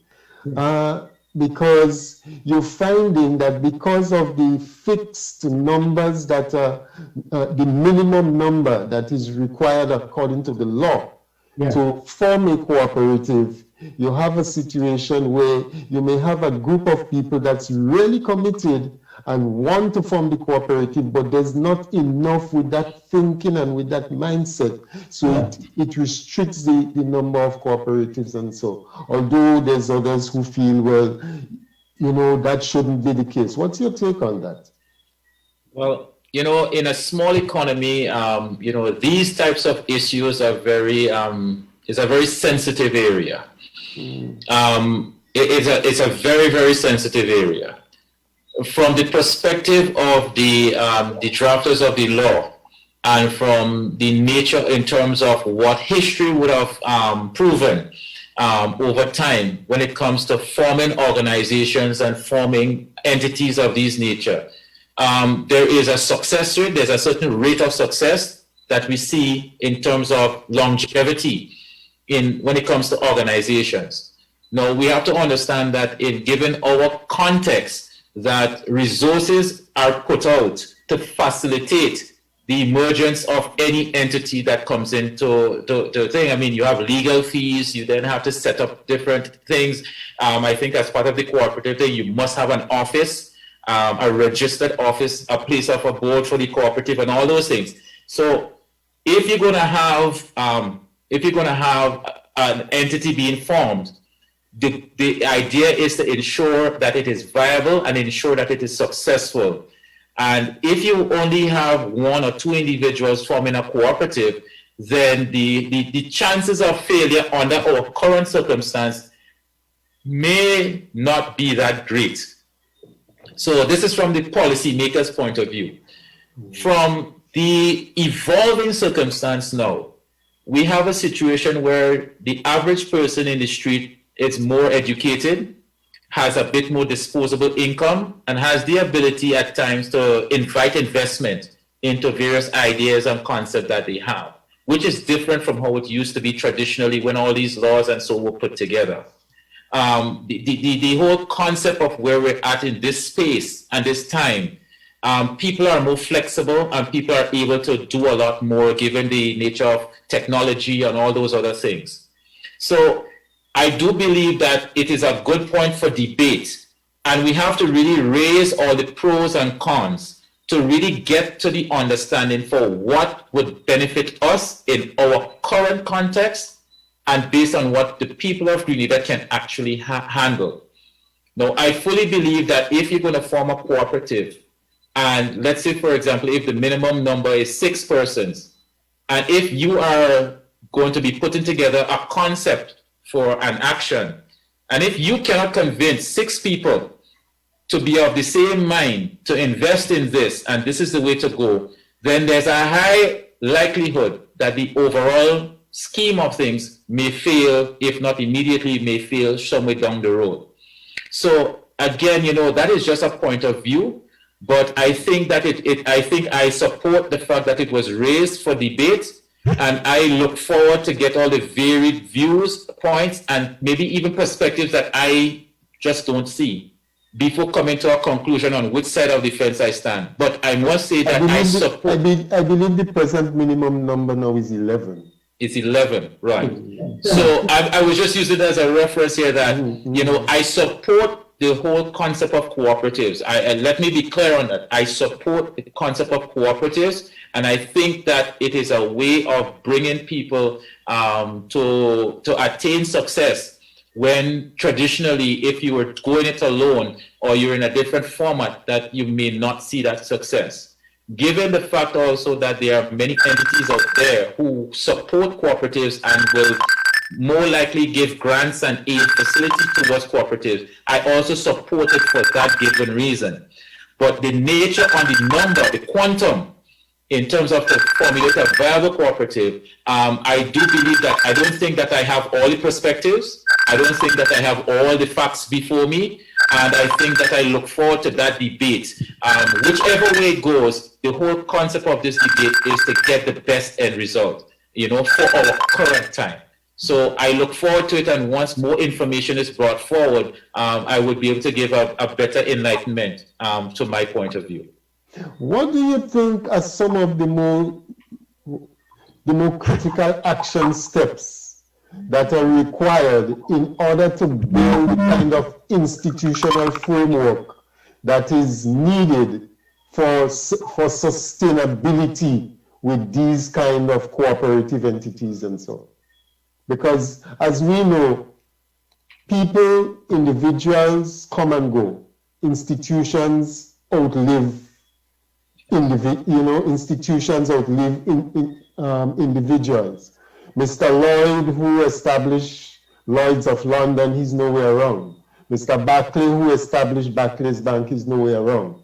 They're centuries old. They were involved in financing and in insuring ships that were bringing slaves to the Caribbean. And they're still there today. What is it going to take to get us to develop these kinds of institutional framework that is going to outlive many of us into the future? Yes. Well, I firmly believe that, it goes back to our substantive point very earlier in the conversation, that we need to understand that business is not a feeling that you feel when you feel the feeling. Business is a very scientific and a very pragmatic thing. You have to be disciplined, you have to be focused, you have to have all your I's dotted and your T's crossed. You have to understand the necessity of planning, forecasting. You have to also understand all of the pitfalls that may come. So you have to have research. Now, if you're going to go into a business of any type, regardless of the size or scale, there's some basic components. The companies in the world who are the largest and have stood the test of time, they meet some very basic requirements. It means that they provide a vital service that people are prepared to pay for. And they consistently do so, time in and time out. They evolve as the times evolve, and they continue to meet the needs of their customers. That's it. If they fail at any one of those areas, the business will close. If they do not evolve, if their customers no longer want to do business with them for some reason, all of these things will affect their viability. So when it comes back to cooperatives, we have to understand that any framework that we're going to do, we have to ensure that once people come forward with ideas for what the cooperative will be about, that is not just shooting from the hip because everybody just want to open a business name or everybody want to just try a thing. This is not about trying a thing. This is about ensuring that the science involved in the concept that you will bring forward will be able to work not just today, but it can evolve and meet the needs as time progresses. So we actually do need quite a lot in terms of the development cycle when it comes to business. And like I said before, if we do not train and change the business culture that we have in our country, we will be doomed to always have a lot of failures when it comes to establishing entities like that. So there must be a period whereby we have to show the true reality on what it takes to have businesses be successful. And not every business will be successful. Some businesses are designed only to be a success for a particular period of time. Some businesses are only going to be necessary for a period of time. Technology has shown that beepers, though it was necessary, but it was not a long-lived thing. But the company who created the beeper was also involved in the cell phone. So they're not out of business, but they evolved because they recognized that they were in communication. So we need to understand that if we're going to create cooperatives, we need to understand how that cooperative and whatever niche or whatever is the concept of the business that you need to explore. How does this serve the customers that you intend to serve for not just today or tomorrow, but how will you be relevant 10 years from now? How will you be relevant 20 years from now? What is your USP? What is your unique selling point that you can evolve it and that it could continue to be relevant? So relevance is the main thing in terms of the longevity of businesses. So we can see case in point, look at a Riser credit union. GUT Credit Union. We look at all of the credit unions that currently exist in Grenada. And when they started, they're not the same today. So they're now servicing different needs and different areas in the market space that traditionally the credit unions, when they were set up, they never did. So these are the things that we need to look at. And I think that, it comes back to debate. It comes back to, getting different perspectives and views, and then formulating a framework that can encourage, to get really good ideas, but make sure that you get all the perspectives involved so that you can really develop a very tight model and it can be supported going down the road. The issue of your production cost was addressed when you had that conversation earlier on with Delbert. Electricity is a critical component of that cost. And we see that with the purchase of Grenada, our government has been speaking to the significant impact that this is going to have on lower rates for electricity and ultimately lower production costs in many areas, including the tourism industry for farmers and so on. Our Prime Minister even referenced that in his independence speech. What's your anticipation of that in terms of that development contributing to lower production costs for you in your operations and in your functions? All right. Well, and how soon do you anticipate you'll begin to see such? Well, the proof is in the pudding. I don't like to be controversial. I think I try to be very optimistic. The reality here for us is that we welcome lower energy costs. We welcome it. I mean, I can't say I could show that from the rooftop. We welcome lower energy costs. However, in the poultry sector in particular, if you're in production does not, I think energy is roughly be about 10% our cost factor for production. If you go into processing, it will be somewhere in the range of maybe about 25 to 30% the cost. It may be a bit higher. But when you talk about storage, it's about 70%, between 60 to 70% for storage. That is where energy is consumed in the poultry industry, because blast freezers and those types of facilities, they draw quite a lot of energy. So from the producer's end, which is the average farmer, they're not seeing this, though it will positively impact, but it is not a significant impact for poultry farmers in production. For processors, it will be more impactful because, of course, their energy draw is more significant to their bottom line. But it is not as impactful to the persons who actually store for the retail purposes and the wholesale purposes. So those persons who are running blast freezers and those sort of stuff, the energy consumption is massive.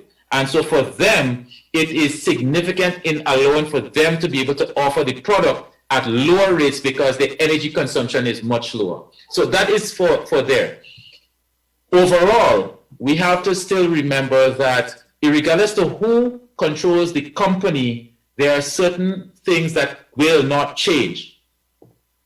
And so I do not know if the government of Grenada has something special that they have in mind that they will be negotiating when it comes to the price of fuel that they will be using for running the plant, which I think is one of the most significant costs that they incur when generating electricity. So unless there is a significant decrease in energy, or the company is streamlined in a completely different way, whereby their efficiencies improve significantly from what it is right now, a combination of a lot of these things needs to happen in order for us to see them being able to offer lower energy rates. But outside of that, there needs to also be an investment, significant investments need to be made in renewables. Because if we're going to come down off of the cost of production because of fuel prices, then it means that the only alternative is renewables. Now, let's just be real. How much investment in renewables are there right now? And how long will it take for significant renewables to be developed before you can actually see that impact come into the average citizen? So, you know, like I said, the proof is in the pudding. I will not doubt anything until I actually see something unfolding within the next 12 months. And I have not seen a plan or roadmap by anyone to say, well, okay, this is where we're at right now, and here are the plans that we have. These are the things that we are. This is the development plan over the course of the next 3 years. This is where we're going to be at the end of 5 years. This is where we're going to be in 10 years. I have not seen anything specific to guide me, to tell me that in 2 years, I can expect to pay 50% less. So I'm going to be very, very hopeful that they have a very dynamic plan to make changes that will be positive to all. But if those changes do not include a significant investment in renewables, unless we hit oil and we're making our own gasoline and diesel, I don't see how it's going to happen overnight. You said earlier on that there's some significant investments being done in the poultry industry, and they are at different stages at this present time. Do we have a hatchery? Is that something that's coming on stream? And what are some of these other developments, if you can speak to them, and how do you expect them to impact on the industry in a positive way? So yes, in the Prime Minister's, in the Minister of Finance's budget presentation, they alluded to two large production facilities that were in the works, both investing in the range of between $4 to $5 million in terms of equipment and getting themselves up and going. These two facilities in particular, they are going to be production and processing. They will be using what is considered to be a vertical integrated system, meaning that they will be providing chicks to a number of growers which would be contracted to them. They would then also be doing their own grow out in their own facilities. They would then process those in their automated plants. They would then package, and then they would have the product ready for distribution in that way. So those facilities are state of the art. Those facilities are going to allow for the quantum that is available on the market to be more significant. And because of the automation mechanical systems, it is expected that the cost of production will be significantly reduced using those methods. I do know that there are plans in place and there are works happening right now in order to have hatchery facilities available here in Grenada. Several individuals have looked at it over the years, and I do know that there are individuals who currently have equipment on the ground and they're working right now to get the equipment in place and so. Of course, as with everything else, all of these things are going to take time to develop it and to get it to where we would need for long-term sustainability, but the investment is made. And further investments are being made in terms of to see that we're going to have a holistic production plan. So over the course of the next 3 to 5 years, the industry will grow. We will not let it go. We are keeping positive about it. We are sourcing the best equipment in the world when it comes to the equipment necessary to make these things happen. And the people who are involved, they are very committed. So I must say that we are not looking at any failures when it comes to a complete collapse. The government has given its support to ensure that these investors get to survive even during rough times. So they are committed to seeing the mechanisms grow and the mechanisms work. And so through the poultry policy that we've been touting, securing market share, ensuring that there are avenues by which when problems arise, we can solve it, without having persons go bankrupt, ensuring that we have the financial sector on board in terms of to ensure that resources that are needed in timely manners can be made available. All these are things that are being put in place to support the system and not just have everyone operating in a vacuum. Now, talking about operating in a vacuum and the facilities that you anticipate will be forthcoming from these major developments, is that going to take care of those smaller producers, say like the people with 100 birds or 200 birds or so, that when they reach maturity, they can take this to that place and they leave it there, they get a check for it, and it goes into the whole, for want of a better word, the lump sum of the production and machinery. Well, it has been expressed to us by several of the private entrepreneurs that, it is their point of view that they will be able to absorb a significant amount of the produce by small farmers over time. However, there are current discussions being had by the Poultry Association, the government of Grenada, and a number of other entities in terms of looking at that same condition and that same circumstance. So I cannot give much detail on that at this point because it is something that is still in development in terms of discussions. We are speaking to stakeholders because at this point in time, we have to take points of views. We have to understand in terms of the impact that different things would have to different folks on the ground. And so we are now doing that assessment so that we can make recommendation for what plans we think can effectively prevent our farmers from running aground. The goal here for us at the association is to ensure that regardless to what stage of the development you are and what area in the production field that you are, that we're able to accommodate everyone. We have to understand that currently in Grenada, about 90%, I'll say between 80 to 90% of our producers are subsistent producers. They are the ones who are doing under 500 birds. And so this is their bread and butter. This is how they send their kids to school. This is how they put food on the table. And so we are not taking this lightly, and we're not going to be leaving any stone unturned. The concept here is that the industry moves forward, but it does not move forward for some. It moves forward for all. And so we are hopeful of having a very positive outcome towards taking care of all our farmers, whether they want to do business with private entities or whether they want to exist on their own, or they want to amalgamate, or they want to form cooperatives, whatever it is. We're looking for solutions at this time that could accommodate everyone and still have a thriving and viable sector.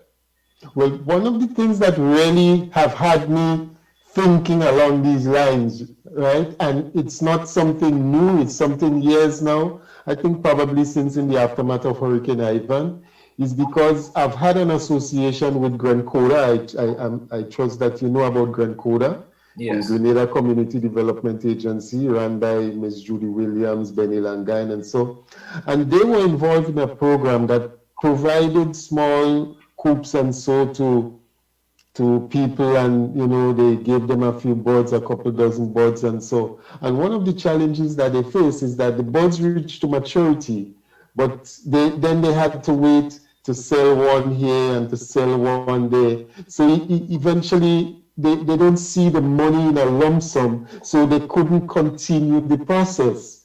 So I'm just thinking that if you have these small producers and they can, when the birds reach to maturity, there's a place where they go, they deliver them, they get a check in the hand that can cause them to continue the production process. That I think is going to go a long way in helping them and in helping the market. There's one other thing that I wanted to touch on that was raised when you were speaking with Delbert, is that issue of some kind of arrangement with one of our neighbors, one of our family of nations in the region that have the land space and can provide us with that space that we can produce certain things for market, for feed, for whatever. Has that been a recommendation before government? Is that being discussed with government to get them to adopt that kind of policy?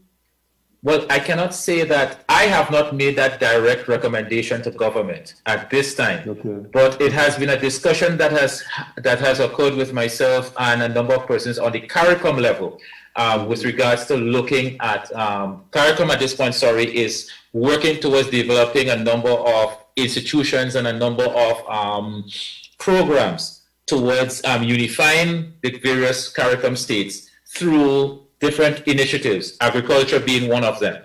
And we have spoken at length in terms of, different areas that can benefit agriculture. Now, one of the things that I must say that, we have to start thinking, and that's where it comes back to, we have to start thinking outside of the box.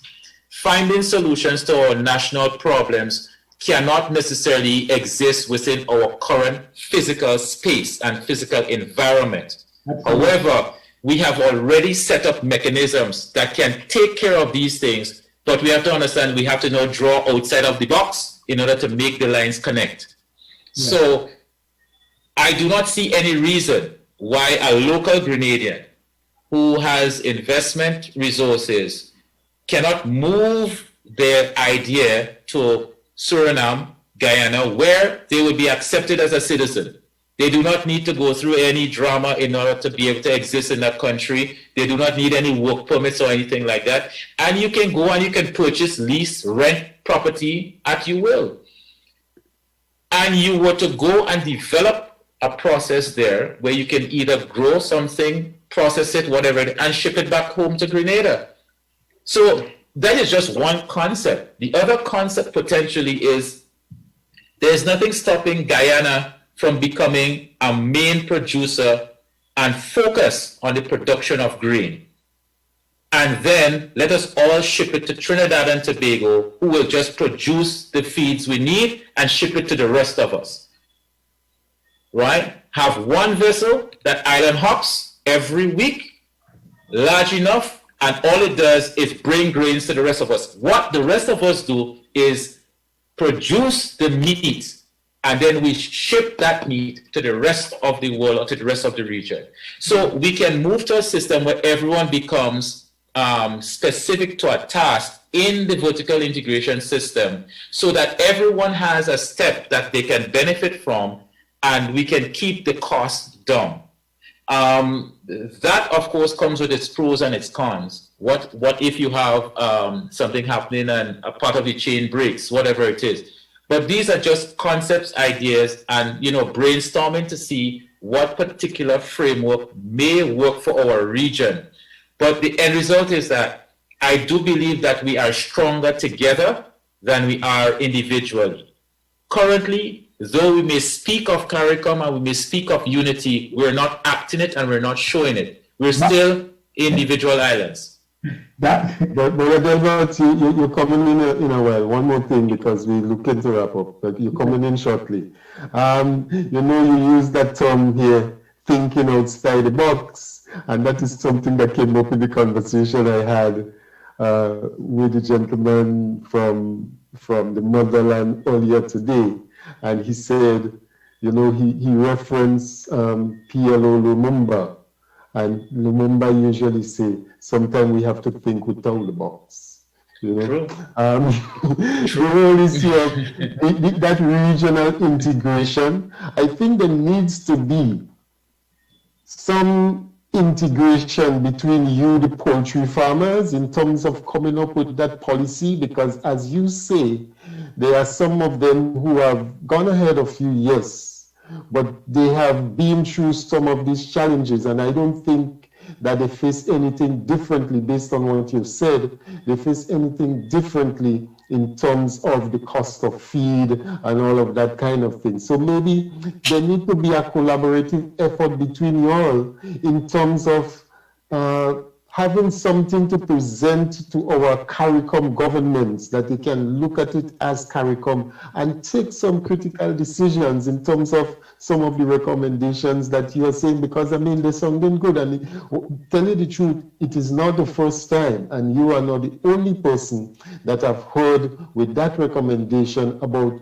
those countries that have the land space to be able to use it for agricultural production and to boost our productive capabilities and so. Brother Delbert, we're going to close. Any final questions, comments, and so from you for Mr. for Mr. Phillips? This has been an enlightening conversation, and it is something that myself and Ken has been speaking to. Unfortunately, he was unable to join. He was trying to join a while ago, but was having some technical difficulties. We've been talking about sort of opining on this topic for a little while now, and suddenly tonight's conversation started giving me a lot more material to go on. But I'll just close by saying, Brother Phil, you have a lot more hope. You have a lot more hope in CARICOM than I ever had. I've always said that CARICOM has been dead for a while. We just refuse to bury it. But the idea is a powerful one, and that is what regional integration should mean. It should not be a 5-day vacation for our ministers and senior officials in government to go to another country and hang out and then get paid the stipend when we come back. It should really about how do we bring our people together? How do we unite them under a common agenda, using all the resources that we have in the individual countries, recognizing who our talents are, who is good, who is better, who is not so good at this, and whether or not we have to use it to spread that and help somebody improve, or whether or not exactly what you say. If it's going to be determined that places like Guyana and Suriname and Belize are best suited for that because of land space and other stuff, then let's do it there and let's see how we can do that. And I think if we do that, it would show a lot more of our resources staying in the region and being used for development. So I think it's an idea that the people in the public policy space should be thinking about, should be listening.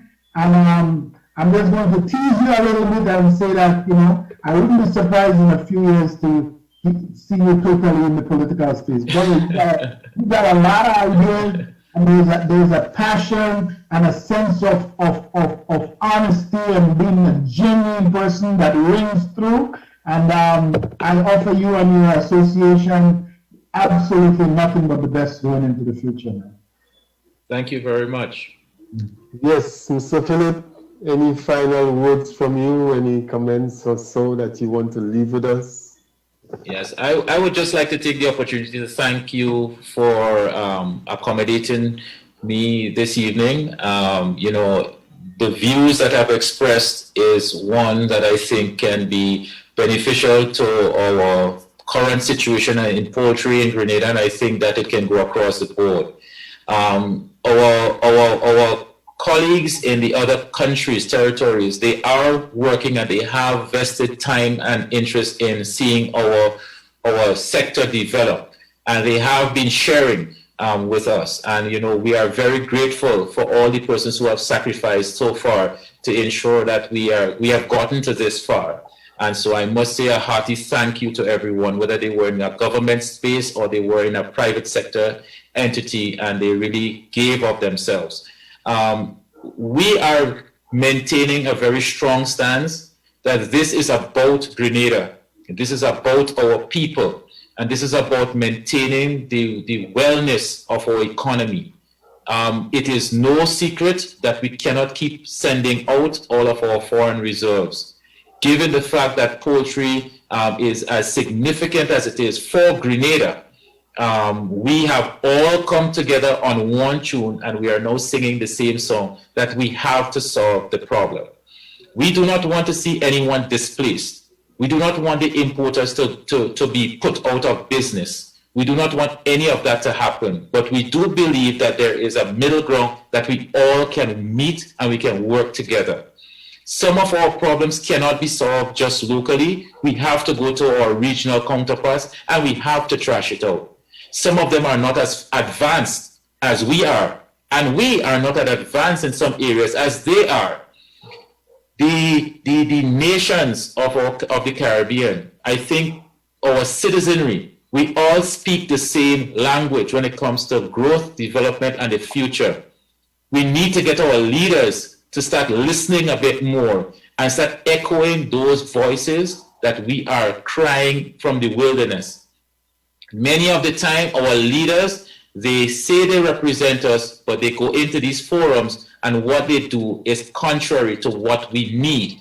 So I am calling upon all of our leaders across the region to put aside the petty differences, put aside the significant issues that you think may be keeping us apart, and listen to the people of the Caribbean, listen to us, because we have been crying and clamoring for change for many years. Let's stop talking change and let's actually walk the walk. We still leave the development of policy in your hands. We still leave the concept of forging ahead so that our futures can be brighter. We leave all those things in your hand. But what we're saying is that when we say move us in a particular direction, we mean we really want you to move us in that direction. So let us come back to the round table now, and let us put aside the pride. Let us put aside the yearning for having to say that I am this and I am that. And let us really understand that there will be no I in the distant future if we continue along this path, because our sovereignty is only so strong, and we are already claiming that, well, our reality is that we're tied to the giants out there. Yeah. And when they sink, we go under with them.